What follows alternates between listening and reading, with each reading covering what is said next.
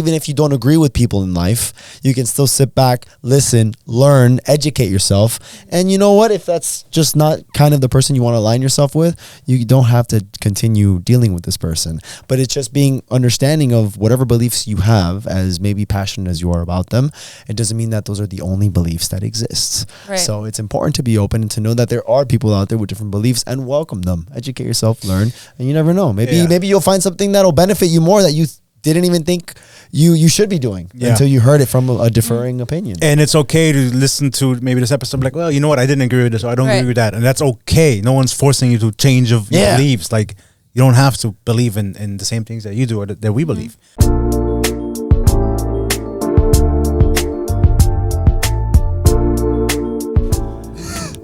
What's up, everybody? Welcome back, ladies and gentlemen, to another episode of The Coffee Breakup, starring Marvin Schultz and Christian Vera.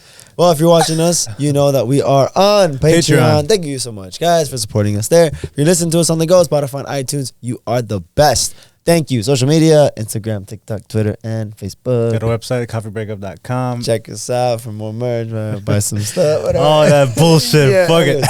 Anyways. We got a guest. We do have a guest. We got a guest. I'm excited. CJSPRAXX. Is that it? Yes, that is it. You finally pronounced it. You're on a roll, man. Very easy.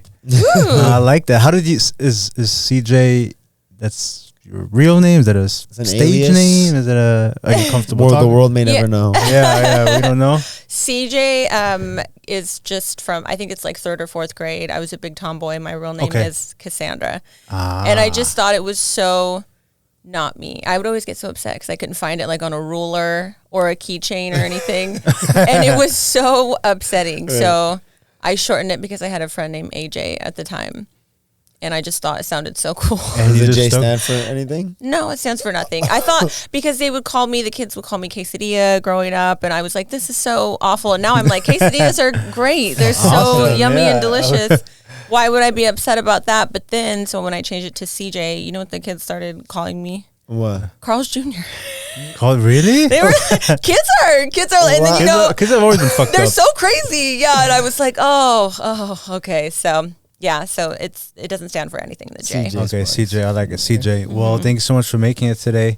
I know you had just landed. You just landed, kind of, right? Just landed from Peru. Awesome. Yeah. Well, we appreciate you making a stop here by the studio. Yeah, thank you so much. I saw that you have a podcast with a friend of yours, Inside OnlyFans. That's the name. Inside OnlyFans. How did that come about? Because what's the background? Yeah. What's going on with that? Okay, well, so the producer, Maximini, he kind of came up with the concept pretty much. I mean, he didn't kind of, he did. And he interviewed a bunch of different models, some bigger Instagram models and then some smaller. And I was one of the gals that he interviewed. He really liked my personality, my loud personality, I guess. And then he interviewed me with a bunch of other different gals. And then when Kayla and I interviewed together, we were like, yeah, you guys, this works. It was kind of interesting. I don't know if you guys have ever experienced this. If one of you was interviewing for a co-host or something, but when you get with the right person, it is interesting. There's kind of some unspoken words somehow where if he's saying something, maybe you'll finish it, or you'll finish something and then you'll pick up right where he left off. Flowed. Yeah, and it was really interesting because I'd never interviewed for anything like that before. But when I got with Kayla, Kayla would stop and then I would start, and she's so smart, book smart. So and I'm not. So I'm like the funny. I'm like well together. Yeah, exactly. So it's like a good match, and we really enjoy it. I think it's been about 1.5 years now. Okay, wow. So it's been for a little bit. So, and did you know Kayla before you guys got together? Was she a friend of yours? Or? I had actually met Kayla on a photo shoot. We had met each other topless. Topless? At a photo shoot. No way. Yeah, for an internet prankster. And I think we were doing like a milk bath or something. Mm-hmm. No and way. Yeah, it's true. I met her without her top on. And I too had no top on.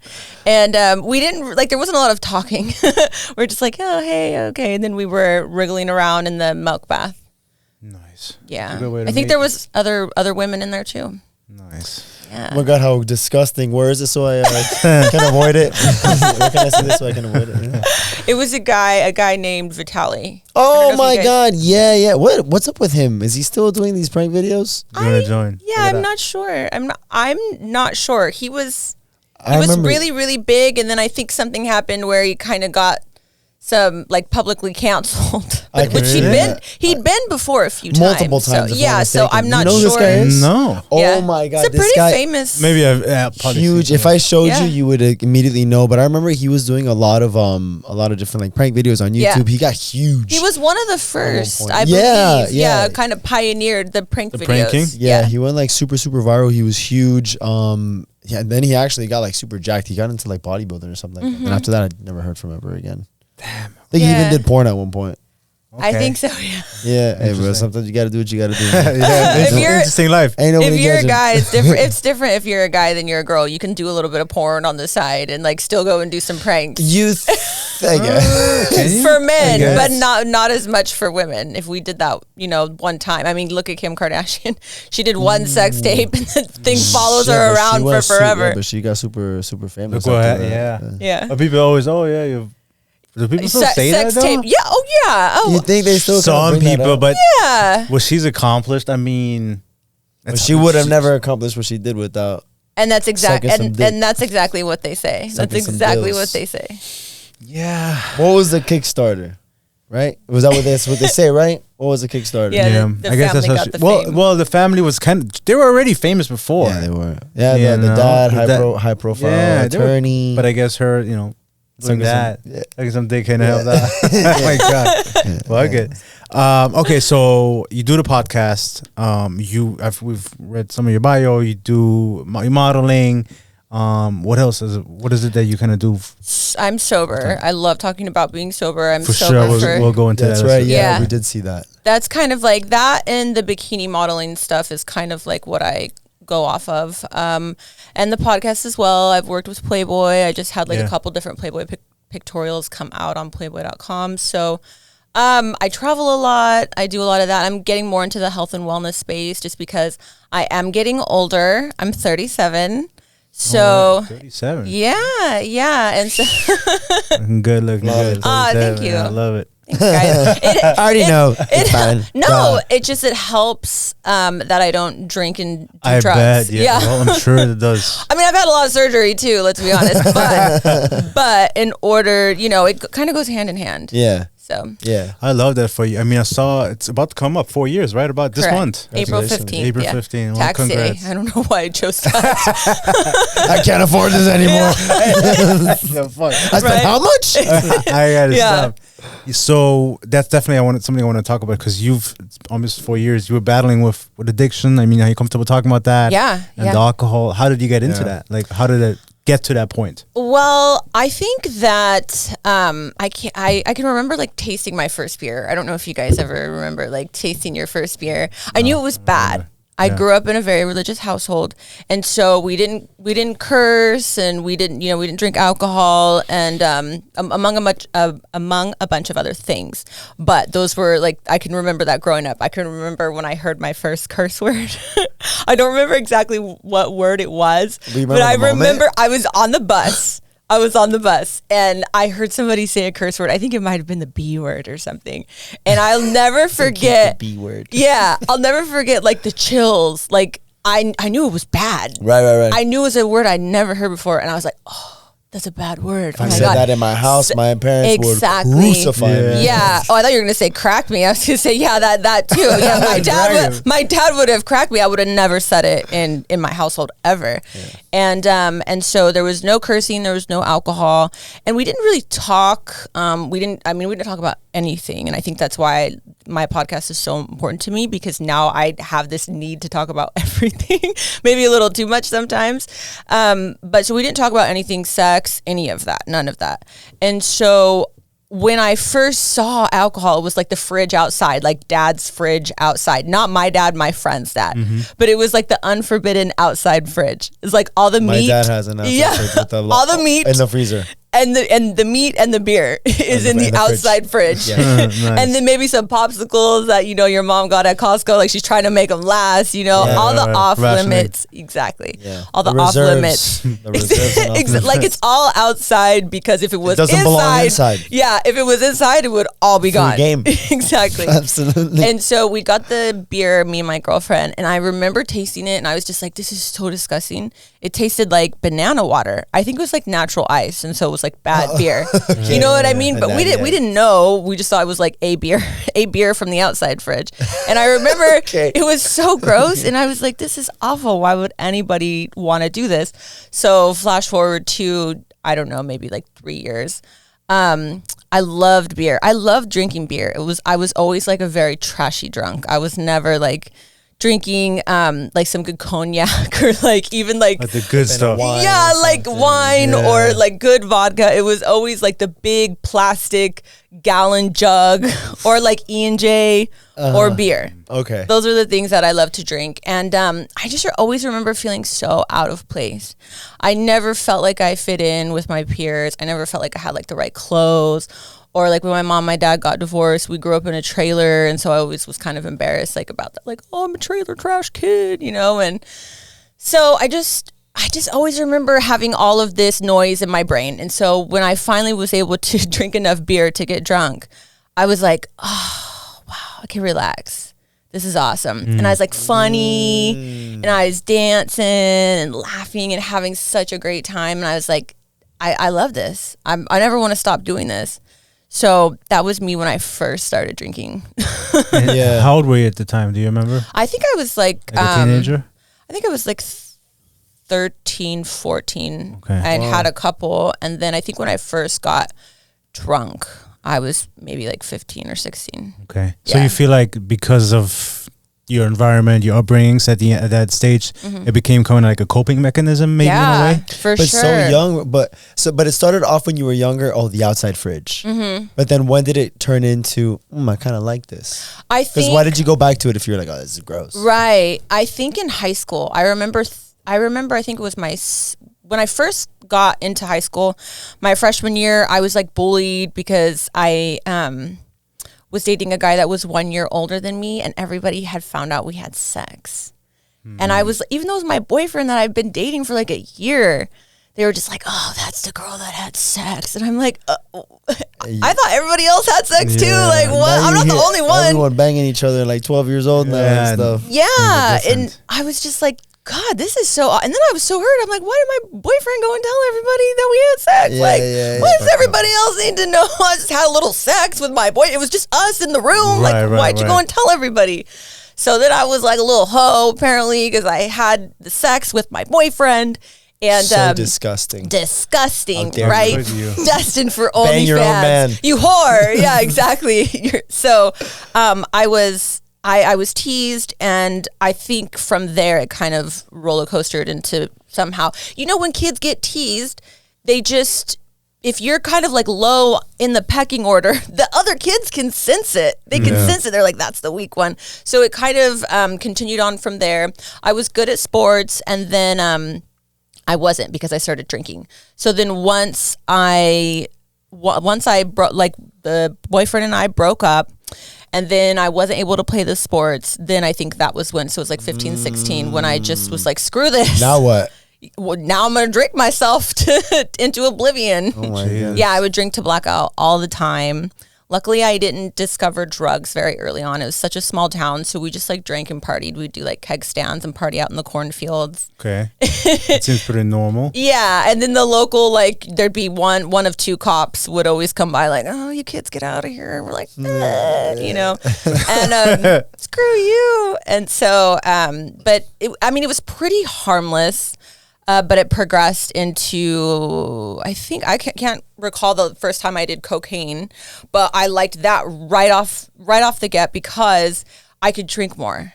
Sure. Yeah. True. And so Actually. Yeah. Very true. Very true. Yeah. Yes, exactly. What alcohol? Yeah. Yeah. And so when I realized that I could do cocaine and then it could kind of level me out and I could drink more, or I could drink less for longer. Does that make sense? I wouldn't get so plastered right off the bat. My night it would kind of sober me up and level me out. Yeah.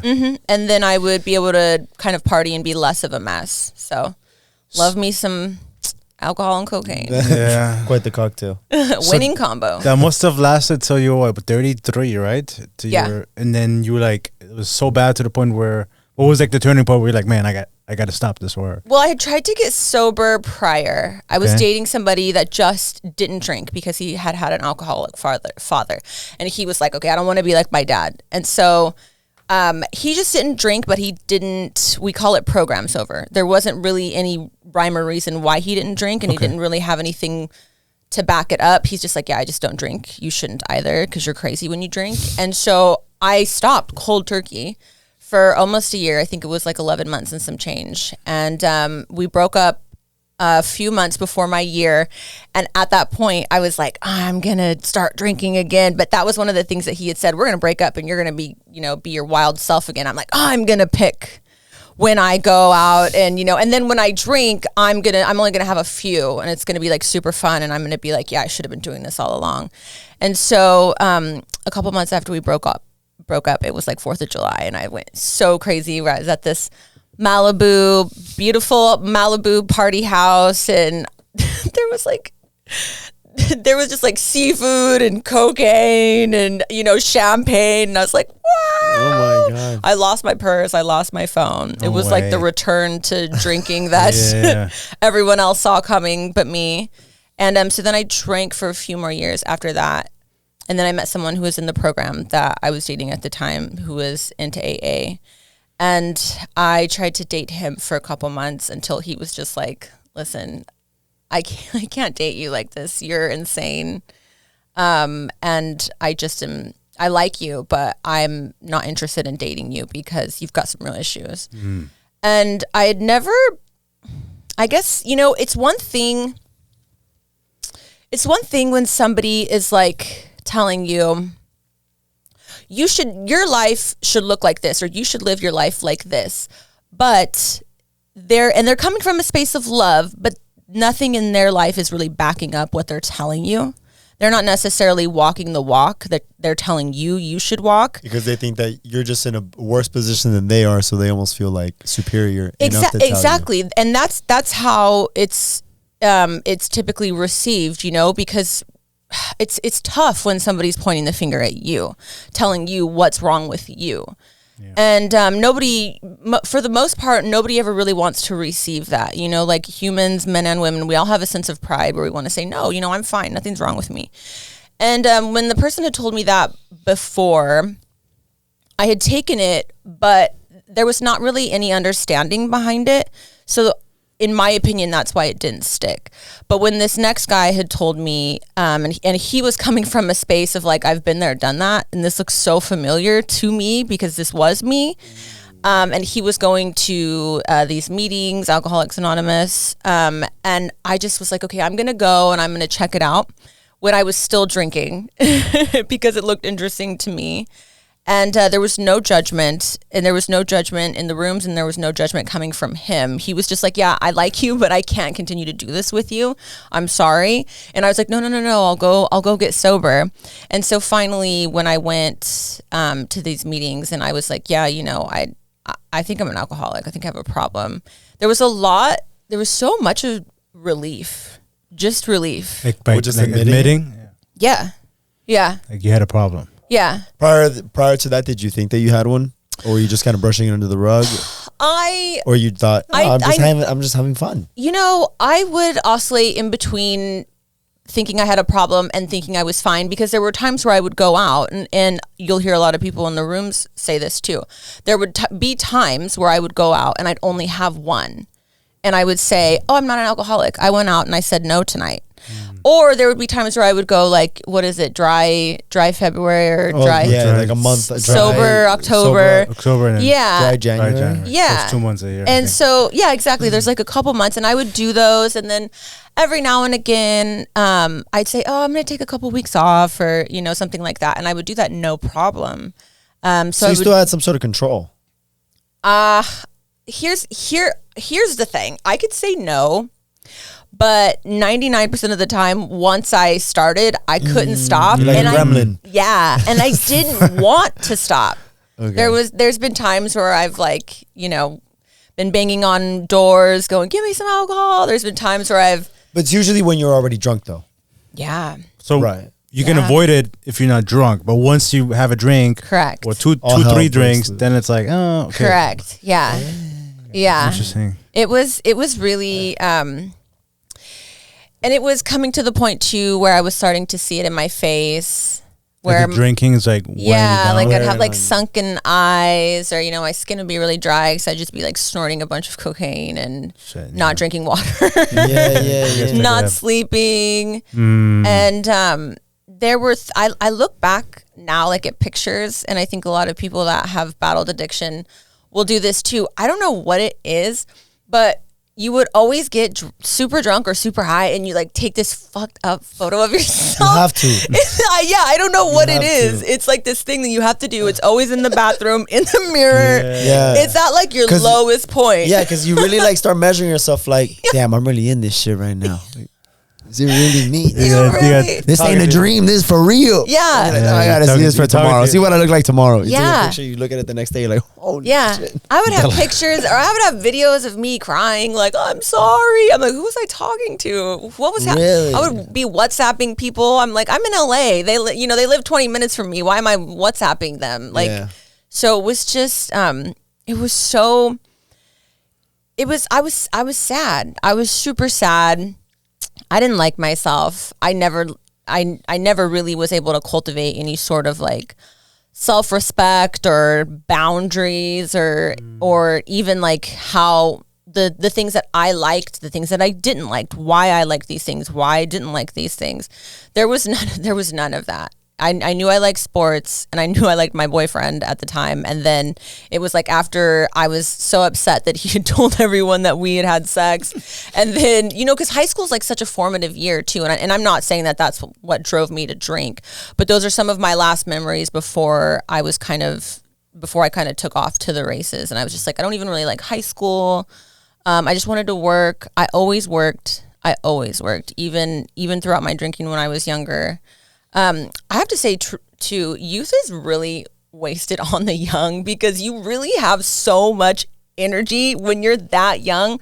I would party all night. For sure, yeah. And I would go into work. I'd be selling jewelry. Still drunk. The night before. Yes. Like nothing. People would be giving me the side eye like, she reeks. Like, how is she even in here? Yeah. One or 2 hours of sleep. Like nothing. Like easy. Nothing. No, yeah. And then I'd go, and then you wake up in the morning and you're like, oh man, why did I do that? I shouldn't have done that. By noon, you were fine. You're texting your friends like, okay, what are we doing tonight? What's going on? You know, and dude, how crazy. Back at it again. You remember those moments too? Yeah. I didn't have many of those, but there were times where it's like we just finished partying that Friday night. I'm already at work, and we're already planning what we're gonna do as soon as I get out of here. And just a few hours earlier in the morning, you could like barely wake up, and you didn't want to go to work, and then you're at work.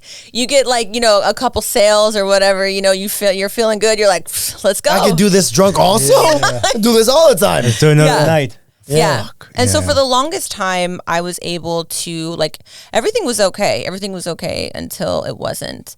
And then there was like, I live in LA, so there's a lot of glamour. You know, you see celebrities out, or, you know, you get some rich guy who buys the bar. And so we as women, we don't really spend a lot of money, you know, so it was never really like a money issue. And, you know, I would have relationships. I always had boyfriends. So like, it was never an issue of like, I didn't have friends, or I wasn't able to have a lasting, loving relationship. And I was still working and making money. My rent was always paid. But it got to a point where I didn't even want to put makeup to go out. That's how bad it got. Yeah. Yeah. I just would be like, I'll just stay home and drink. Yeah. So now it really started to like take over. Like affect your life. Yeah. Oh, that's the alarm right there. I got to start talking about happy things and not sad things. Oh, I like it. Okay, so you stopped drinking your early 30s, 33 Yes. or whatever. Well, yeah, well, she was telling us. So then you went to that meeting, and then that's when you had some sort of switch. What is it that at that point made you want to change? I think I think really, like, to sum it all up, I think that I just drank because I didn't feel like I belonged anywhere. And I never felt like a sense of companionship or belonging with my peers or anything. I just always felt like the odd man out. And when I walked into those rooms and I raised my hand and I was like, oh, I think I have a problem, oh my God. Everyone was like clapping. They're like, yeah. They're like, yeah, sometimes I think about wanting to kill myself too. Or sometimes I think about wanting to unalive myself too. We'll say it politically correct. Okay. Yeah. Everyone's like, yeah, me too. Yeah. And they're like, yeah. And I took a bunch of drugs too. Yeah, us too. Okay. I'm like, oh my God, my people. And so, yeah. And so it was such a relief. And it's so funny too, because you think it's like a bunch of old farmers or like, I always thought it was like a bunch of old farmers or like a bunch of men, really, like sad men that drank a lot of coffee and smoked. Like that's what I thought. But especially in LA, and I went to AAs all across, like, even the world. I've been to AAs even in like Costa Rica, and I actually Googled the last time I was in Colombia. No AA in Colombia, y'all.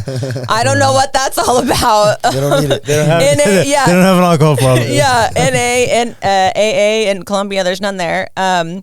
But so I think it's just like that feeling of these people are my people. These people have struggled like I have, and there's something super powerful about that. Super powerful. Yeah, I think community. I think when you're able to be around a community, I'll say, well, I mean, I kind of feel like I fell into this like cult of a CrossFit lifestyle almost. Cold.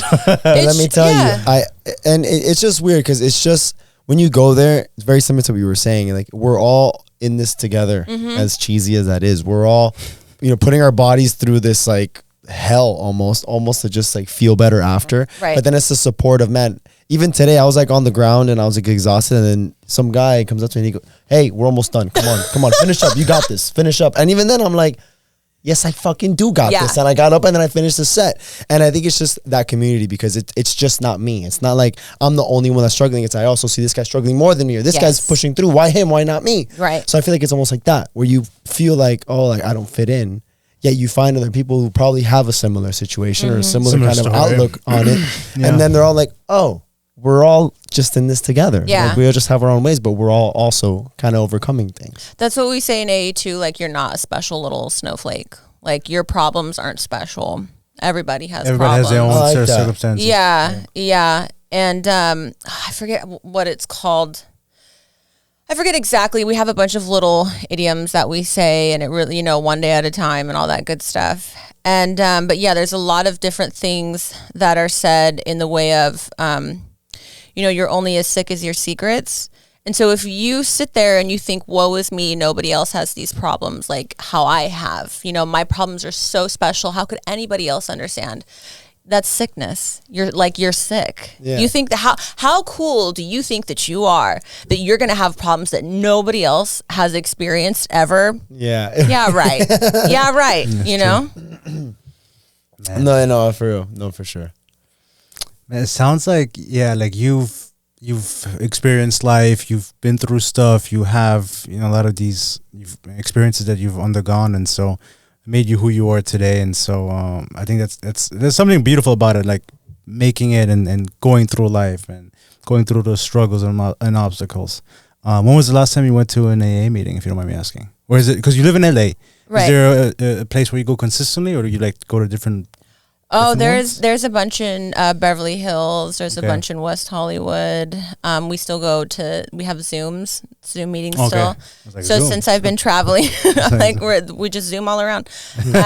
But Monday I was at a Zoom meeting. Yeah, because I don't know if there was any in Peru, to be quite honest. I didn't check because I was like so going off on my excursions. But it is pretty much worldwide that you can go. And then now, especially, when COVID happened, everything went online. And so now there's a lot of those meetings that are still pretty big that I can still hit up when I'm traveling, so that I get to a meeting at least weekly. When I'm in LA, I go to meetings probably every other day. Sometimes if I'm having like a really rough week, I'll go to a meeting every day. Yeah. Even I can see that. Maybe sometimes some weeks are maybe worse than others. Yeah. Maybe work or personal life or whatever. You know, I that's pretty cool. trigger. You know, I did want to switch things up a little bit because you did comment a couple of times throughout the story of my boyfriend here dating this other guy. What's dating CJSPARXX like? Oh gosh. Well, I've never dated her, so What would they I say guess. if we were to have a poll or a panel? a panel of your exes. I think they'd probably say I'm fun. I think they probably would say that I'm not exactly what you think you're gonna get. People tend to think that I'm maybe vapid or self-absorbed. I think because I have like a lot of followers on Instagram, so they're just like loser in the popular. head. Yeah, like just not like nothing's going on upstairs or big tits. Okay. Stupid. Okay. Like, which that's true a lot. Like steroids. Okay. But like me, like I mean, how could you just say, oh, big tits, you're dumb? Yeah. I don't know. So I think that people, the guys that date me, they might first go out with me and think, okay, you know, she's like this hot Instagram model and she's going to be, you know, kind of stupid. Yeah, kind of stupid and really, because I like nice things too. So maybe they think, oh, she's going to have to go to the best restaurant or have her like red bottoms on and her or- Chanel purse and she's going to be a bitch but I think that they would say like, after just sitting down with me for a little while, they say like, oh, she's down to earth. She's pretty funny. She is pretty smart on some things. Are you genuine? Yeah, genuine. I think there's a lot about me that doesn't meet the eye. But I don't know. I guess I could be stupid too sometimes as well. And I do have big tits, so I guess I get a pass. Is that the kind of like the outlook on most influencers or IG I think models? so. LA girls too. But do they fit that mold? Yeah. Do you know other LA girls or those influencers or Instagram models that are dumb, just big tits? I have met some women where I'm just like, what is You're like, wow. going on? Yeah. Because I've dated women in the past. I wouldn't do that again, but I've dated women. Okay. And so I immediately have thought to be a man sitting across from you and like still desire to fuck you because typically for a guy, just to have sex, it's you see her and you're like, okay, that's hot. That's about it. Yeah, you're not going, oh, she is not really that funny, won't fuck her now. Like it's not really happening that. And so I've kind of thought about it from that point sometimes where I'm like, wow, you're so beautiful. But like what the crazy hot factor, you know, it's like you're so hot that you have been continually allowed to be just like with no personality going through life. Yeah, like what is that about?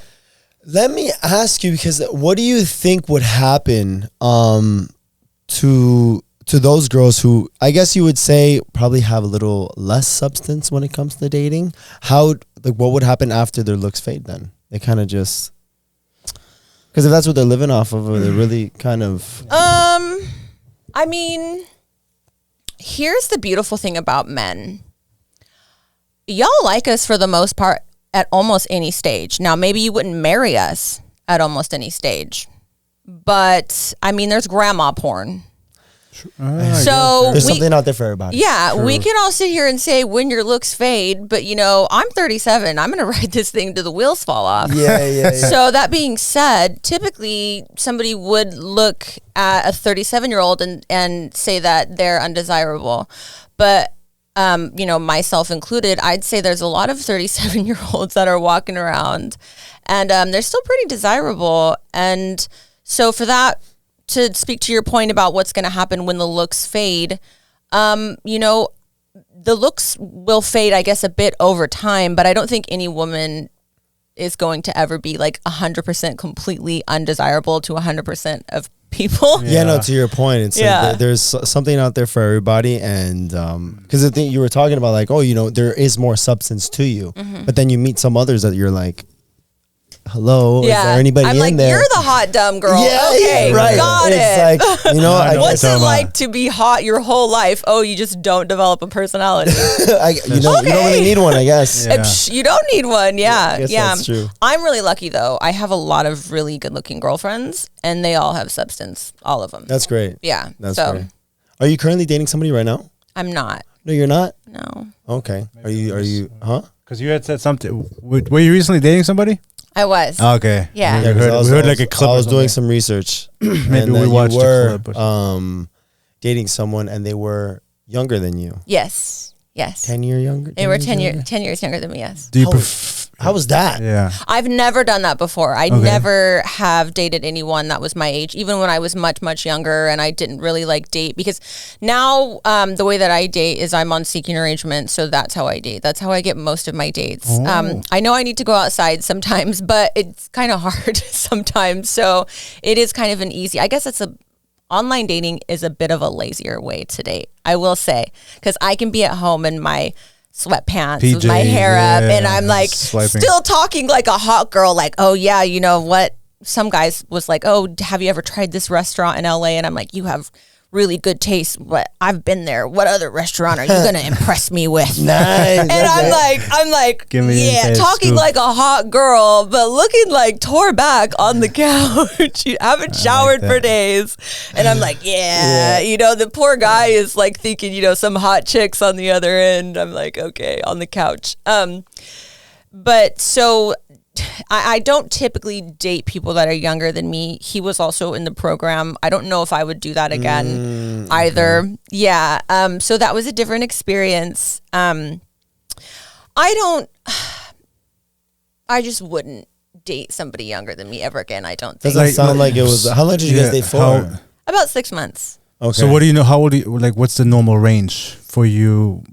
Normally 10 years older. Older, yeah. Really? Which is always usually older. Usually, it seems like most women they date older. Yeah, and so now I even think like I feel like the next guy I date needs to be like 50 at minimum. Yeah. So you feel like would they still have like the energy and like? Can they keep up with you? Yeah, you so? For sure. Men at 50, y'all are like just about in your prime. I like that. Yeah. Well, maybe not. When you get older, because you have the resources, you know. Yeah. A lot of if you take care of yourself, you age hopefully gracefully. Yeah. You know. I don't want to have to work either. I want to. Well.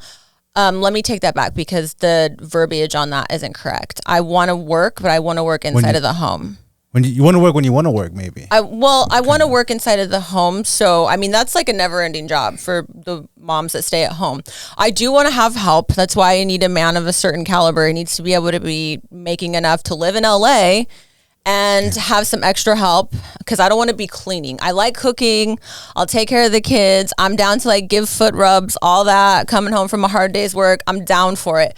But I don't want to clean. I hate cleaning. So the guy that you were dating, how much was he making? Was it enough for you or was he just within the program that you just felt like it made sense? No, I met him on Seeking actually too. Really? Yeah. No way. Yeah, he messaged me because he saw that I was sober. Okay. Yeah. Oh, okay, cool. Yeah. Oh, so you didn't really meet him at an actual meeting? No, I didn't. No. Oh, that's what I had. Okay. Yeah, he had saw that I was sober, and he was like, "Oh, I'm just getting sober. Like, what's up? Cool. You're hot and you're sober. Like, let's meet up. Let's be friends." That was probably just his way to get it like into the door. Yeah, I kind of think so. I'm not sober. Fuck it. I'm gonna say I'm sober. I'm kidding. Yeah, I'm kidding. Maybe. So, like, what is a guy how much does a guy need to make in order for him to qualify for you? Educate us. What not only for you but also LA, because we're here in this market of Miami and it's completely changed. Bro, this has changed. Yeah. In couple years. COVID lit this city on fire. Dude. Yeah, we got, like, in the best way possible though. Yeah, for the prices. I mean, I was talking to somebody because the thing is that like think of how much Miami has grown and how like beautiful it is and the infrastructure, like all that money, it's coming from all these people that are coming over here. So people are racing to Miami. Exactly. Yeah. Exactly. So it's expensive. Well, it's not even that expensive if you think about it. I was talking to some guy at my job the other day and he was telling me, he's like, I used to live in New York and everything was fine. And then it got to the point that I didn't have to work. I didn't have to live in New York to work. And so I came down to Miami, and I noticed, like, imagine what you're making right now, 20% more in your pocket. Yeah. Like whatever your salary is, just 20% more of that goes back into your pocket because you don't have to pay all the tax that we pay in New York. So it's things like that. Now we have all these people with money who want more money in their pocket instead of paying to the state. So all that money's coming down here. That's where you get all the infrastructure. That's where you get all everything. So yeah, it sucks for us. It sucks for us. And you guys have different politics out here too. Also true. Yeah, there's a lot of true. different culture. But educate us. So then what would be necessary to, one, survive in LA and two, survive with you? The dating. Yeah. Okay, so I got asked this on another podcast, and they were saying like how much, or they were asking me how much a guy needs to make a year. Today, you. And I had said 5 million. You were kidding, no? I wasn't kidding. Oh my God. But here's the thing: when I look at the seeking arrangement profiles, I want them to be worth at least 5 million. So it doesn't really make it any better, I guess. I just answered it a little incorrectly. So we've got to update that, because I've actually had so many different guys come up to me and say, "Oh, 5 million. Oh yeah, that's what it takes." And I'm like, listen, it's LA. It's LA. That's a lot of money. It is a lot of money. But in LA, it's still a lot of money. Sadly, it is a lot of money, though. and it doesn't go that far in LA. So he has to be worth. He has to be worth $5 million. Yes. The guy that you were dating in the past, who was worth, like the young guy who was worth. No. He was making. That was before the seeking. I don't. Actually, that was I don't remember what he was worth. Well, he was good. Yeah, he was good. Yeah, he had his own business, and I think he also had some family money. So he was very financially stable. Definitely, the money was like never an issue with 5 million. Yeah. But what if you meet a guy and he's like an amazing guy, but Describe him. Maybe he makes like 70 grand, 80 grand. No. The salary at the end. Pick another number. Describe the guy. We gotta sell him. He's a good guy. He's a good guy. Caring, he's super good looking. Tall, maybe. Tall. You guys click. He doesn't drink. You guys have sober. He likes to travel. You like to travel. How can you travel? Where are we traveling to at 70, 80K a year? What do you mean? Maybe he works for the airport. We're going down the street. He works for an airline. He travels for free. He works for an airline. Get flight benefits. Okay. He'd have to at that point. Yeah, but 70. I already lost my said he's tall. Disqualified. No. But looks have never really been that important to me. Looks aren't important, but the money's important. Yes. Okay. Yes, because if you think I still want to be somebody's mom. So like, what do you mean somebody's mom? We're gonna be broke. 70 grand is not broke. It's not broke. Yes, it is in LA. Yes, it is. Okay. I was thinking Miami. So LA, let's say 100. It's still but it's not broke. 70K is broke. That is poverty. That's That's poverty. You can't buy a house in Miami with 70K. Yeah. It all depends about your expenses, dude. Because you can let's say you make 70 grand a year, but let's say you're out of debt. Like your car is paid off. What car? What do you mean? 95 Honda Civic. 2011 months. It's got good gas. No, it doesn't. It's trusty. Fuck that. I care with you, man. Yeah, please. Yeah, I mean, this poor guy, bless his heart, wherever he's at. He's out there somewhere. He's in this podcast room. Oh no! I guess I'm poor. Damn. All right. So 5 million. 5 million. That's tough. But I feel like but to her point, I mean, it's kind of necessary. I want to stay. Listen, I'll prove my point for you. Yeah. I want to stay at home with my kids. It's really important to me. I was raised with my mom at home. My dad, bless his heart, he probably made 70 or 80K. The way that we lived, we didn't have a lot. But I don't want to do that. I want my kids to be able to have what they want. I want to have what I want. Okay. These kids, do you have kids or no? You want kids? Mm-hmm. So talk to me about that, because not for anything, you're 37. Mm-hmm. Do you want kids? You want to adopt? Do you want kids naturally? So you guys know, I actually just learned like a few years ago when I first started listening to Kevin Samuels, that age 35 is geriatric pregnancy. I didn't know that. They don't tell you that. Like, nobody tells you that. How did I learn from a man on the internet? Kevin Samuels. Like, how did I learn about my body through a man on the internet? That's crazy. Crazy, I know. Yeah, crazy. And so, and I think I was 35 when I first heard him say that. And I was like, oh my God. So what does geriatric pregnancy mean? I don't know the exact definition, but I do know that it means that it's a lot harder for me to carry a baby naturally to term. Sure, yeah. Doesn't mean it can't happen. And luckily for women, it's a lot to do with genetics. My mom actually, when she was married and divorced, she met a man that didn't have any kids. And so she was able to carry a baby to term at 42. So I would like to say that, potentially I might be lucky. So, something like that, me seeing something like that. Okay. Hopefully I have better genes and I'm able to carry babies just fine because I want at least 2. So that being said, yeah. So if y'all didn't know that, 35 and up, geriatric pregnancy, which it doesn't mean it can't be done, but it does mean it's a lot harder. And also the risk will go up, obviously. So let's say you want 2 kids, you're 37. But that's why you have to marry a man with money, so we can put 2 in me at the same time, and I'm only pregnant once, and then I get it over with. You see, the 70K don't buy you that, bro. No, definitely with not. flight benefits. Yeah, gotta fly and South 2 America. kids. Then you have two extra mouths to feed, not even one, so you don't even get to ease into it. Yeah, that's tough, man. My mom had me at 39.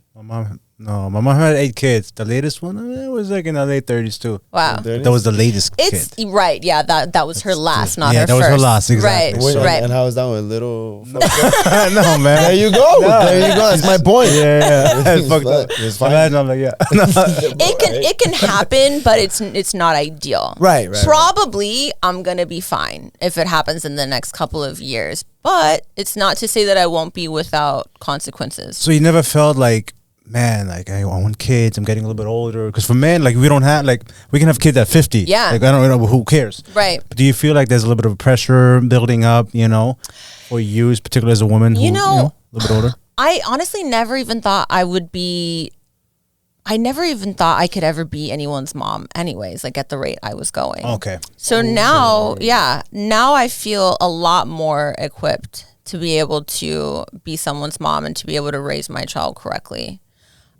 But I want to be home with my kid. I want to be home with my kids, and I want to be able to have teachers come to the house. I don't want to send my kid to school if I can help.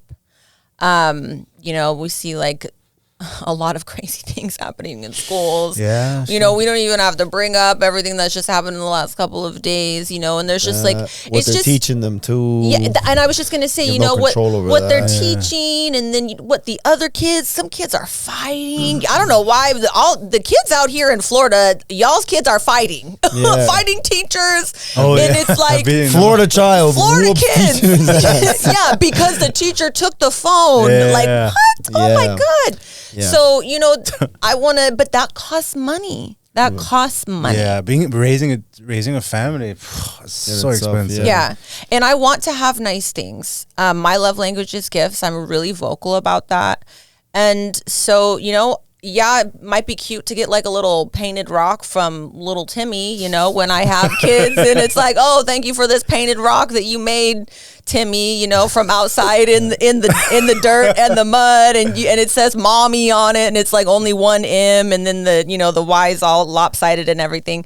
That's cute, but I like nice things. But don't you think it also goes a long way when they a gift that is thoughtful? Maybe there's not a high amount of monetary value to it, but they it's something very creative, and or maybe you had made a comment about something that I don't know, something that you just wanted fixed, or just something, I don't know, and then they show up with, and it's done, or they do it for you, or that carries a lot of weight. You know what? You know what? One of the sexiest things is though is just like a man that's able to solve problems. So whether it's you getting under the hood of the car, fixing the car, or whether you call somebody and you pay them to come out and fix. As long as it gets done. As long as it gets done. Yeah. Yeah. So if they're handy, then that's also a gift. You know, they get it, they do it. They still get $5 million. Hey, this not gonna work, dude. Cut your losses. I guess not. I wouldn't know how to do it either. Anyways. Wait a minute, $70K and you still can't fix the car? It's Mazda. You can't fix that broken down Mazda, bro. Yeah, piece of shit. 2011 Mazda. I'm walking to the dollar store for dinner. I got AAA. Oh my God. Okay, so we talked about that. I wanted to ask you because what are your sources of income? Do you get paid with the podcast? Right? No. You don't? So No. is it just for exposure? We're working on that. Or is there some sort of partnership? Getting there. We're working on that. Yeah, we actually just started a Patreon and we just started okay. an OnlyFans for the podcast. It's been such a labor of love, and then Max puts so much money into it because it's professionally produced. It looks legit. Yeah, and Kayla and I we're so fortunate because we don't have to bear the financial brunt of that. Okay, good. And Max just loves the show so much that he's just like, I believe in you guys. I believe in the show. Like, we're going to push through. So we've just kind of been learning as the podcast grows. And hopefully, with the Patreon and the OnlyFans and stuff, we'll be able to bring in some money that way. Oh, that's right, the OnlyFans too. Yeah. We've had people that have wanted to sponsor episodes, and we've had people throw money at the podcast. But it's, if it's got to be a good fit. It's got to be a good fit. It can't just be anybody. Right. So there's been certain things that we've passed on to people that have wanted to get involved. And, so we're just kind of like, we're riding it out. We don't want to like compromise any of the coolness and the funness of the show too. Yeah, it's a little wild. Makes it the show. It's a little wild. I was watching some of the shit you guys are talking about, sucking balls and getting throat fucked and eating ass, sitting on faces. Right. It's wild, dude. Yeah, I know. I've seen some of them. It's wild. It's like childhood me talking about all these things that I'm like, oh my God, no way. Yeah, pretty nuts how you went from a very religious household to not even saying the B word, maybe. Yeah. To that. Yeah. I think that's like my weird kink. Like, I need to talk about everything. I want to talk about whatever it is. And I think also that's why I like AA so much too. And that's why I love the podcast, because you're just talking about all these different things that you would not normally be okay to talk about. Yeah. True. Like, there's no taboo. We can talk about anything. Yes. Yes. Yeah. And then you also have you still model only for Playboy, or you also have like other things that you do? I do OnlyFans, so I'm on there. And stuff as well. And then obviously you have income coming from that. You get any income when it comes from the Playboy and stuff like that, or very minimal. Yeah, minimal? the photo shoots are paid, but it's minimal. Okay. It's more for like the exposure as well, Yeah, it's more of a flex to be able to say like I have a check from Playboy that I've cashed. Sick. Yeah, because there's not a lot of You're people. Forever. Edition. What is it? Venezuela was one. Mexico was another one. Yeah, I did my homework. Oh, good job. Yeah. Philippines. Yeah. That is so pretty sick. cool. That is dope. Yeah. I'm so grateful for modeling, and honestly, when I was drinking and everything, that was kind of one of the things that I was forced into, not forced, but like it made me have to become self-employed. Because I just couldn't show up for work anymore. Like my little waitressing job, I was like getting kicked out. And it was like for my uncle. My uncle's like, Cassandra, we can't have, like, you stink of alcohol. You're trying to serve people breakfast. Like, what is happening? And so he's like, yeah, you really shouldn't be coming in anymore. And then I had quit Walmart, because I had worked at Walmart in order to save up for my first boob job. Yeah. And so I had quit that because I had gotten my boobs, and, I'm just like living this life. And then because I was screwing up with these jobs, it kind of forced me to get creative with my income. And so that's when I started webcamming. And then that's when I also started looking for jobs on Craigslist. Believe it or not, back in the day, that was reliable.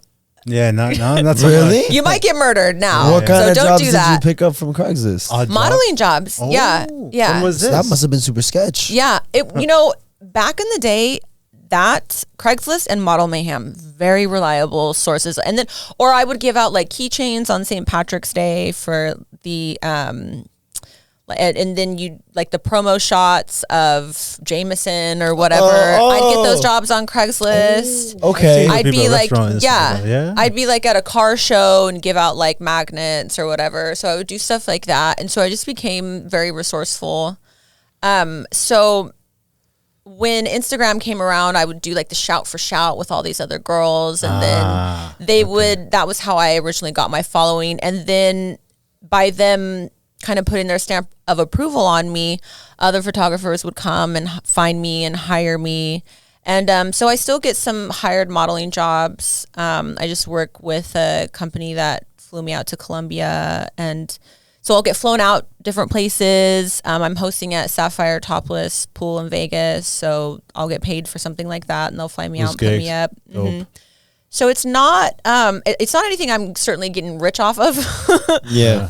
But I'm so grateful. I lead a really good life, and then from Instagram, I get a lot of things that are on a collaborative basis, so I don't have to pay for Botox. I'll get my Botox free. Yeah. Okay. Yeah. Like come in and then we'll take a picture and we'll post it. Right. Or just share about it. Or even like plastic surgeries and different things. I won't get those free, but like I'll get a discounted rate if I talk about it on my social media. So yeah. Yeah, no, the reason excuse me, the reason why I asked was because you had said that, you know, the day that you have children and you have the man. So what would be the plan then? Would you still want to like do all these things? Would you still want to model, still have your OnlyFans, or do you really just want to dedicate? I don't want to do OnlyFans. No, I don't want to do OnlyFans. Like ideally, I wouldn't want to do OnlyFans. Like if I'm in like a long-term committed relationship, I don't want to do OnlyFans. Like you get me off OnlyFans. You take over my bills. You want the guy to pay for expenses? Yeah. Okay. So if you're my boyfriend and you got money. No. Yeah. Well, why do you want your girlfriend on OnlyFans? If you have enough money to like put me in a good life. But maybe if the guy has enough money, would he date you if you have OnlyFans? Or maybe he would rather not date anybody who has OnlyFans. A lot wouldn't. But there are some it would disqualify me from a lot. Okay. But there's still, all I need is one. I like that. Yeah. And there's going to be a lot of men that are just not going to want to date me because I have 1.5 million Instagram followers. Sure. There's going to be a lot of men that aren't going to want to date me because I have surgeries, plastic surgeries. There's going to be men that don't want to date me because I don't drink alcohol. There's going to be men that don't want to date her because she's a brunette. Exactly. There's but there's somebody for everybody. Like we talk about this. Plus, you live in a huge city with millions of people. There's always somebody. There's a lot of men that want to date me. Yeah. No. I'll be okay. I'll be good. No. Yeah. You just have to make sure, you know. You get the money. 5 million. 5 million. Mm-hmm. I thought you meant the ring. Bueno, that too. Imagine how much that ring's gonna be. She's gonna be walking around dragging the friggin' her hand I hope. What if it's like a very minimal ring? Does it matter? Then he doesn't know me, and why would we be getting married in the first place? Come on, dude. She's ready for anything you got. I gotta throw a couple of questions. You gotta be better at this. I gotta throw a couple of questions. Everything. I gotta throw a couple of questions, and I gotta see what's up. I love my life right now. I've worked so hard to just to feel good about myself. Yeah. I've spent so much time even grappling with the fact that I get paid to be nude on the internet. Like that's still pretty crazy to me. Yeah. You know? It's kind of wild. Yeah, it's wild. Like, somebody can Google me and that I'm on the internet and you can see me naked. Like that's crazy. I'm down for that. I like that being a big deal to people isn't lost on me just because it's no longer a big deal to me. Was it ever? Yes. We had a porn star who she was on here maybe a few months ago, and I had asked her, because when she recorded her first scene, she had said, "Man, like I regretted it, but at that point, fuck it, there's nothing I can do at this point. Once it's out, I'm just gonna be the best fucking porn star I can be at this point." Damn. Well, that's what she had said, and kudos to her. Yeah. But yeah, it was out there. But when she had recorded it, she was like, "Oh, I don't know if I should have done that." Right. So did you have that kind of crossroads where you're like, "I shouldn't have posted," or "I wish I never did the shoot"? I needed money. I've worked ever since I was young. And there's a story that I've told where my dad was like, yeah, I'll get you this car. I think it was a Honda Civic or Honda Accord. And I'll never forget, it was parked in the Rayleigh's parking lot. And my dad was like, you save up half and I'll match you the other half. It was like $5,000. So I went to work. I was doing like my little busser job and I saved up this cash. I don't know how long it took. So maybe it was pretty fast. Yeah. And it was like maybe a couple months. And I came to my dad and I was like, Dad, I have the cash. And I was like, let's go and make sure the car is still there. Let's do it today. And my dad was like, I don't have that money. Like, are you for real? And I was like, well, did you need to go to the bank or like, what's up? Where's the money at? Cool, it's not here. That's fine. You told me but to like, do this. Yeah. And I'll never forget that ever. And I think to this day, I think that's why I have like, you know, all these different financial desires for the man that I end up with. And I have a lot of different financial desires for myself. Like, I'm never going to be without money. Yeah. I'm never going to have to depend on, you know, somebody else saying, okay, yeah, we can get this if you only show up for your part. Yeah. It's that definitely imprinted upon me that I need to have like my own income as well. And so even like, you know, when I was partying, I was crazy. Like, I was always working. I always made an income. And I've always been a little bit crafty that way either. Like, I'm not like the smartest with my money out of my friends. I'm not like, you know, the wealthiest out of my friends or anything like that. But I'm out there finagling. I'm like in the Instagram DMs. Yeah, like, okay, yeah. I'm like, okay, so you guys, you know, you won't give this to me for free, but like, what about 50% off? And then, oh, I got my YouTube now. And what if I throw in a YouTube video? Like, I'm in the DMs and I am. And so. And on Seeking Arrangements too, when they're like, oh, have you been to this restaurant? I'm like, No, all the time. No. I need something. You can't. No, you need to be nice. And this is also what I tell some of my girlfriends too, because I have some girlfriends that are my age and they're like a little bit bitter and they're just like, oh, these, you know, I don't trust these guys out here and they're all lying or this and that. And I'm just like, how are you ever going to have like, you know, how are you going to get to that healthy relationship if this is your mindset? And so you need to be nice to people. Like the way that I even replied to that guy, like, oh, you have really good taste. He was talking about Yamashiro. Oh, you know, he was trying to say like, oh, have you ever been to Yamashiro? Da, da, da, da. Yeah, I've been there 10 times. But how rude of me to be like trying to make him feel bad when he was trying to impress me, which I love. That's so nice. Please come at, it's not nice, it's methodical. Because I want this guy to want to take me out. Okay. Sure. It's true. Yeah. No, He did, yeah. All right, but at least you were nice about it. But then you wanted him to take you there, so. Of course. What do you mean I gotta eat? I'm a woman that likes to be treated well. So usually you need to be nice to other people in order to be treated well, right? That is true. The guy was trying to take me to a nice restaurant. That was the gist of what he was asking me. Have you ever been to this nice restaurant? That it would be rude of me to say, yes, I've been there. That's rude. So what was your actual response? Like, no, you haven't? I said, oh, you have really, really good taste. I have actually been there. Is there a different restaurant that you want to impress me with? Oh. And so I was complimenting him. Yeah. Did you go out with him or? That was like yesterday. So okay, he's in LA. To be announced. To be determined. Yeah. Like you want to be nice. Like I want to, when I'm dating, I'm like a really good girlfriend. I'm nice. I buy things. I'm probably a little too nice, honestly. That's probably what happened with the last one. I'm probably a little too nice at times. So I got to rein that in a little bit.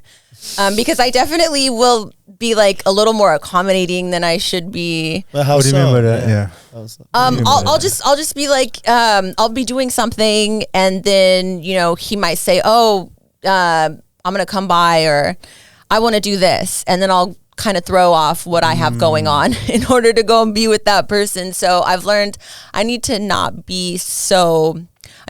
let my things go by the wayside, because then also that creates resentment in the relationship too, because then my things are going, my needs are going unmet. Yeah. And then again, it comes down to, the communication. Sure. Yeah. I think relationships need balance. Yes. So I think there's sometimes a give and take. I don't think the word should be compromise sometimes. I think resolution should be. So at certain times, maybe we don't want to do something. Right. And we got to make little sacrifices. Right. But you also don't want to sacrifice everything. Right. And lose who you are. Right. Just to be fully accommodated. And then I'm an unhappy bitch. And no man, no matter how much money he makes, wants to date, and no matter how hot she is, wants to date an unhappy bitch. Every guy, all you guys want, bless your hearts, seriously, men, all y'all want is just to like come home and relax and not have discourse. Yeah. And so if I speak up for myself and what I need and say, hey, baby, I'm actually not available right now. Go ahead and go do some things with the boys for a couple hours. Let me finish up what I have to do. And then I'll be ready for you in a couple hours.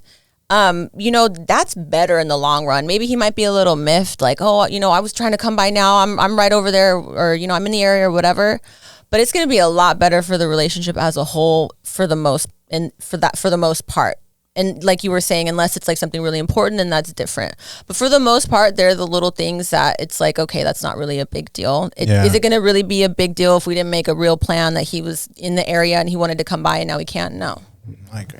Yeah. As long as you communicate and you know, take time out of your day for each other.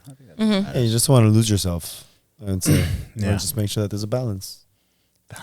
You seem like what's happening? What? You seem like, I don't know. You seem like you didn't like that. No, I agree. Okay. What do you mean? No, I agree 100%. That was a good answer, yeah. No, I agree. Sometimes, I mean, it's okay to prioritize each other, but if just because you are free now and want to hang out, doesn't mean I have to drop everything. Right. I don't agree with that. Right. Yeah, no, I like what you said that because one thing that I told about my girlfriend is fun because she's a photographer, so there's certain days that she maybe doesn't work. She's just at home editing, and I'll be at work all day. I work at a bank, so I deal with clients all day long. So by the time I get home, the last thing I want to do is have to talk about shit that I had to deal with.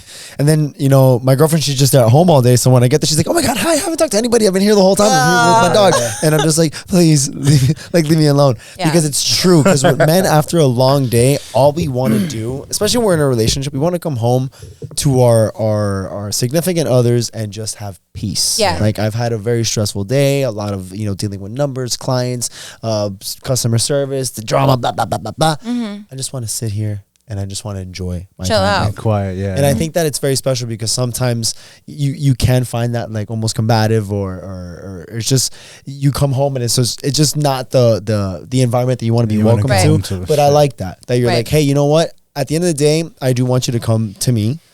But I also want to make sure that I'm in a position where I can welcome you the way that you deserve to be welcomed as well. Properly. So what she was saying is, hey, I get that. Like, hey, hang out with your boys really quick, or, you know, I'm finishing up. Like, I got to get this. But you know what? As soon as I'm done, come over and I got you. Yeah. Right. And I think that that's a more healthy way because then she has herself ready. And it's also how you deliver it. Exactly. Delivering it in a manner where you like, we don't, you know. Like, I'm doing this for you. Exactly. And in a respectful manner, that's us. The whole, you know, healthy relationship, communicating in a nice manner. I like it. So then right now you're on only seeking arrangements, right? Some of my other girlfriends were telling me to get on Luxy or Bumble. Bumble? I don't know. Bumble is supposedly, well, in Bumble they say you have more control because then you're the one that has to. I don't believe in that though. Like the guys should be messaging, the men should be the not aggressors, the initiators. Yeah. But the idea, I guess, behind it is that you can vet who you want to speak to rather than being like I'll vet who wants it creeped out. Come on, CJ, creeped out by a man in my phone. Okay, block. Like how many DMs you got on your Instagram? Oh, I don't even be looking. You see what I mean? How many DMs do you have maybe on seeking arrangements? Like, I don't know how it works. Is there like a folder, like an inbox? How many you got there? A bunch. So with Bumble, at least you get to pick where you're like, I don't want to do that. I'm a woman. I want to sit back and be like pursued. I don't want to pick. I don't want to be in the driver's seat. Okay. Okay. Then Bumble wouldn't be for you for sure. No. You have to initiate, right? Maybe it's not. Maybe I don't know. I don't think. Maybe it wasn't Bumble, but Luxy they had said like was a good one. I don't know. We need to have you guys remember what's the Flavor Flav when he was on Flavor of Love or VH1. something? Flavor of Love. Yeah. What was the other? And there was also Rock of Love. Yeah, there was like Brett Michaels. Brett Michaels is Rock of Love too. Oh my God, that was my I Love favorite. New York. Yeah. I Love New York was another one. She was so good. She was made for TV. Feel the sparks, and that could be your show. Oh God. Yeah, No. and then everybody got to fight for you. It's like the Bachelor, Bachelorette. Yeah. We gotta put you on the Bachelor. Have you signed up? We're gonna register for the you. Bachelorette. Bachelor. Yeah, well, actually, why not? You could be. You could is be that the woman Bachelorette. picking the men? Is that what it's called? Yeah, because then you have the Bachelor, which is the guy, and then he has all the honeys. And then you have the Bachelorette, which is the girl, and all the man That honeys. sounds like my nightmare. I don't want my dating life on TV. On social, everything else is out there. My Right. nude body is on the internet. I would like to date in peace. Okay, fine. Even my boyfriends, you know, I've had boyfriends in the past, like, why don't you put me on your Instagram? And I'm like, because my Instagram, and like, can't we just like be together In peace. off of Do you have Instagram? any Yeah. comment on that? On not posting your partner? Yeah, I mean, for me, I think it's okay to post. Like, I post my girlfriend every once in a while. We're on vacation. Every once in a while. Yeah, I don't really post that much on my page, Me but neither. but when I'm traveling, whatever, I'll post her. But do you do it because of because of the business or like the brand that you have, or just? Here's the thing. Gone are the days like when women didn't need to post their SOs like on the internet. The internet sees everyone now. Like when I used to do the webcamming, like you needed to be made up to the nines. You needed to have like the right matching outfit on. Like it was a really big deal. Now there's so much internet available that these men, and like to their credit, you guys prefer us like with the bun, with no makeup. Like you guys like that, you know, the fresh. That's why OnlyFans is so huge. There's top tier produced porn out there. And these men are going to the OnlyFans to see the girl that's waking up, you know, with her hair in a bun and her cat in her face going, hey guys, it's me, you know, it's Katie again. Hi, It's like good actually morning. like really them. Yeah. Because it's almost a staged really them. It could be. Yeah. sometimes. Yeah, definitely. And but you know, there's like that girl next door thing that people love, and so I think, you know, you're going to still have the fans that are like, oh, I thought you were my girlfriend and now you have a boyfriend. Does this mean we're over? Like, you know, there's going to be some of that. Oh yeah. But I don't think, I mean, I had talked about my boyfriend, and I was talking to somebody on my OnlyFans, and they were like, you have a boyfriend? I was like, of course I have a boyfriend. I'm like, I have a few. And the guy was like, oh, okay. And I'm like, what do you think? I'm going to be at home alone? Yeah. Which unfortunately I kind of am for a little bit right now, but that'll change. But like, I'm supposed to be at home all the time. I've got all this surgery. I've got all these, you know, red bottoms, and like you see me shopping, I'm getting the Honey Birdette lingerie. I'm supposed to be at home talking to you over the computer, sir. Like, come on. If you like me at all, you want me to be happy. But maybe that's what they think. They're like, man, like I paid this girl. Like this is their kind of fantasy maybe that they have, right? I mean, they like to believe that they could be with a woman like yourself. A lot of these men still do. Right. They still do. They're just like, yeah, you know, when it's over, I'll be here.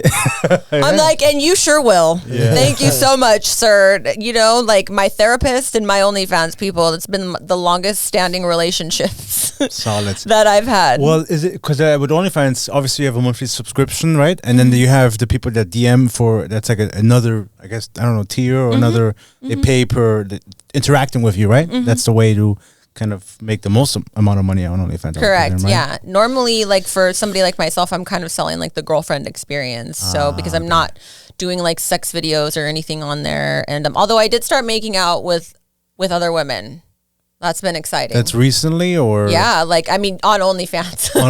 Yeah, that's what I mean. Yeah. I did a couple of those, so that was pretty exciting. But yeah, it's mostly like girlfriend experience type thing. So typically you're charging these people for that, to have that access to. And how much would you how much does that cost? Like how much would that charge? Would you charge for that? What's the girlfriend package? The monthly membership is $9.99, and then sometimes, I mean, people can spend thousands in a month. Yeah. Wow. Yeah. And that comes as just like direct forms of actual like payments, or do you also get like actual like gifts as well? Like People will send me gifts. Yeah, I get like a PO box or something. Yeah, no, I have like an Amazon wish list. Yeah. And then there's other wish lists that you can create where you have like some of the higher end things on there. I've had fans send me. I just sent a picture of some shoes that I wanted, some Christian Dior shoes, to a fan earlier today, and those were like $1,000. So you think he'll get it for you? That person, I don't know. Maybe. I know I'm pushing him with this, so we'll see. If not, somebody else will. Yeah. One day you will open up the PO box. Oh shit! She's gonna have like 20 boxes of. Yeah. If I really want something, I'll get it.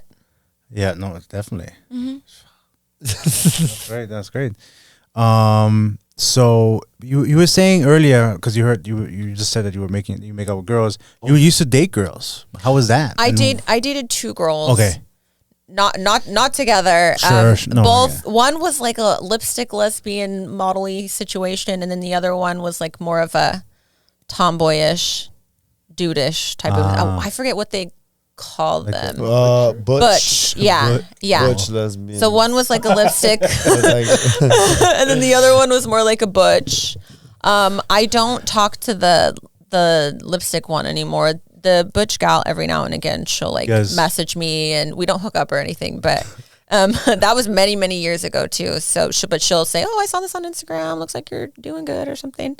That was really tough because I found that in both situations, I somehow took on the more masculine role, and I didn't like that at all.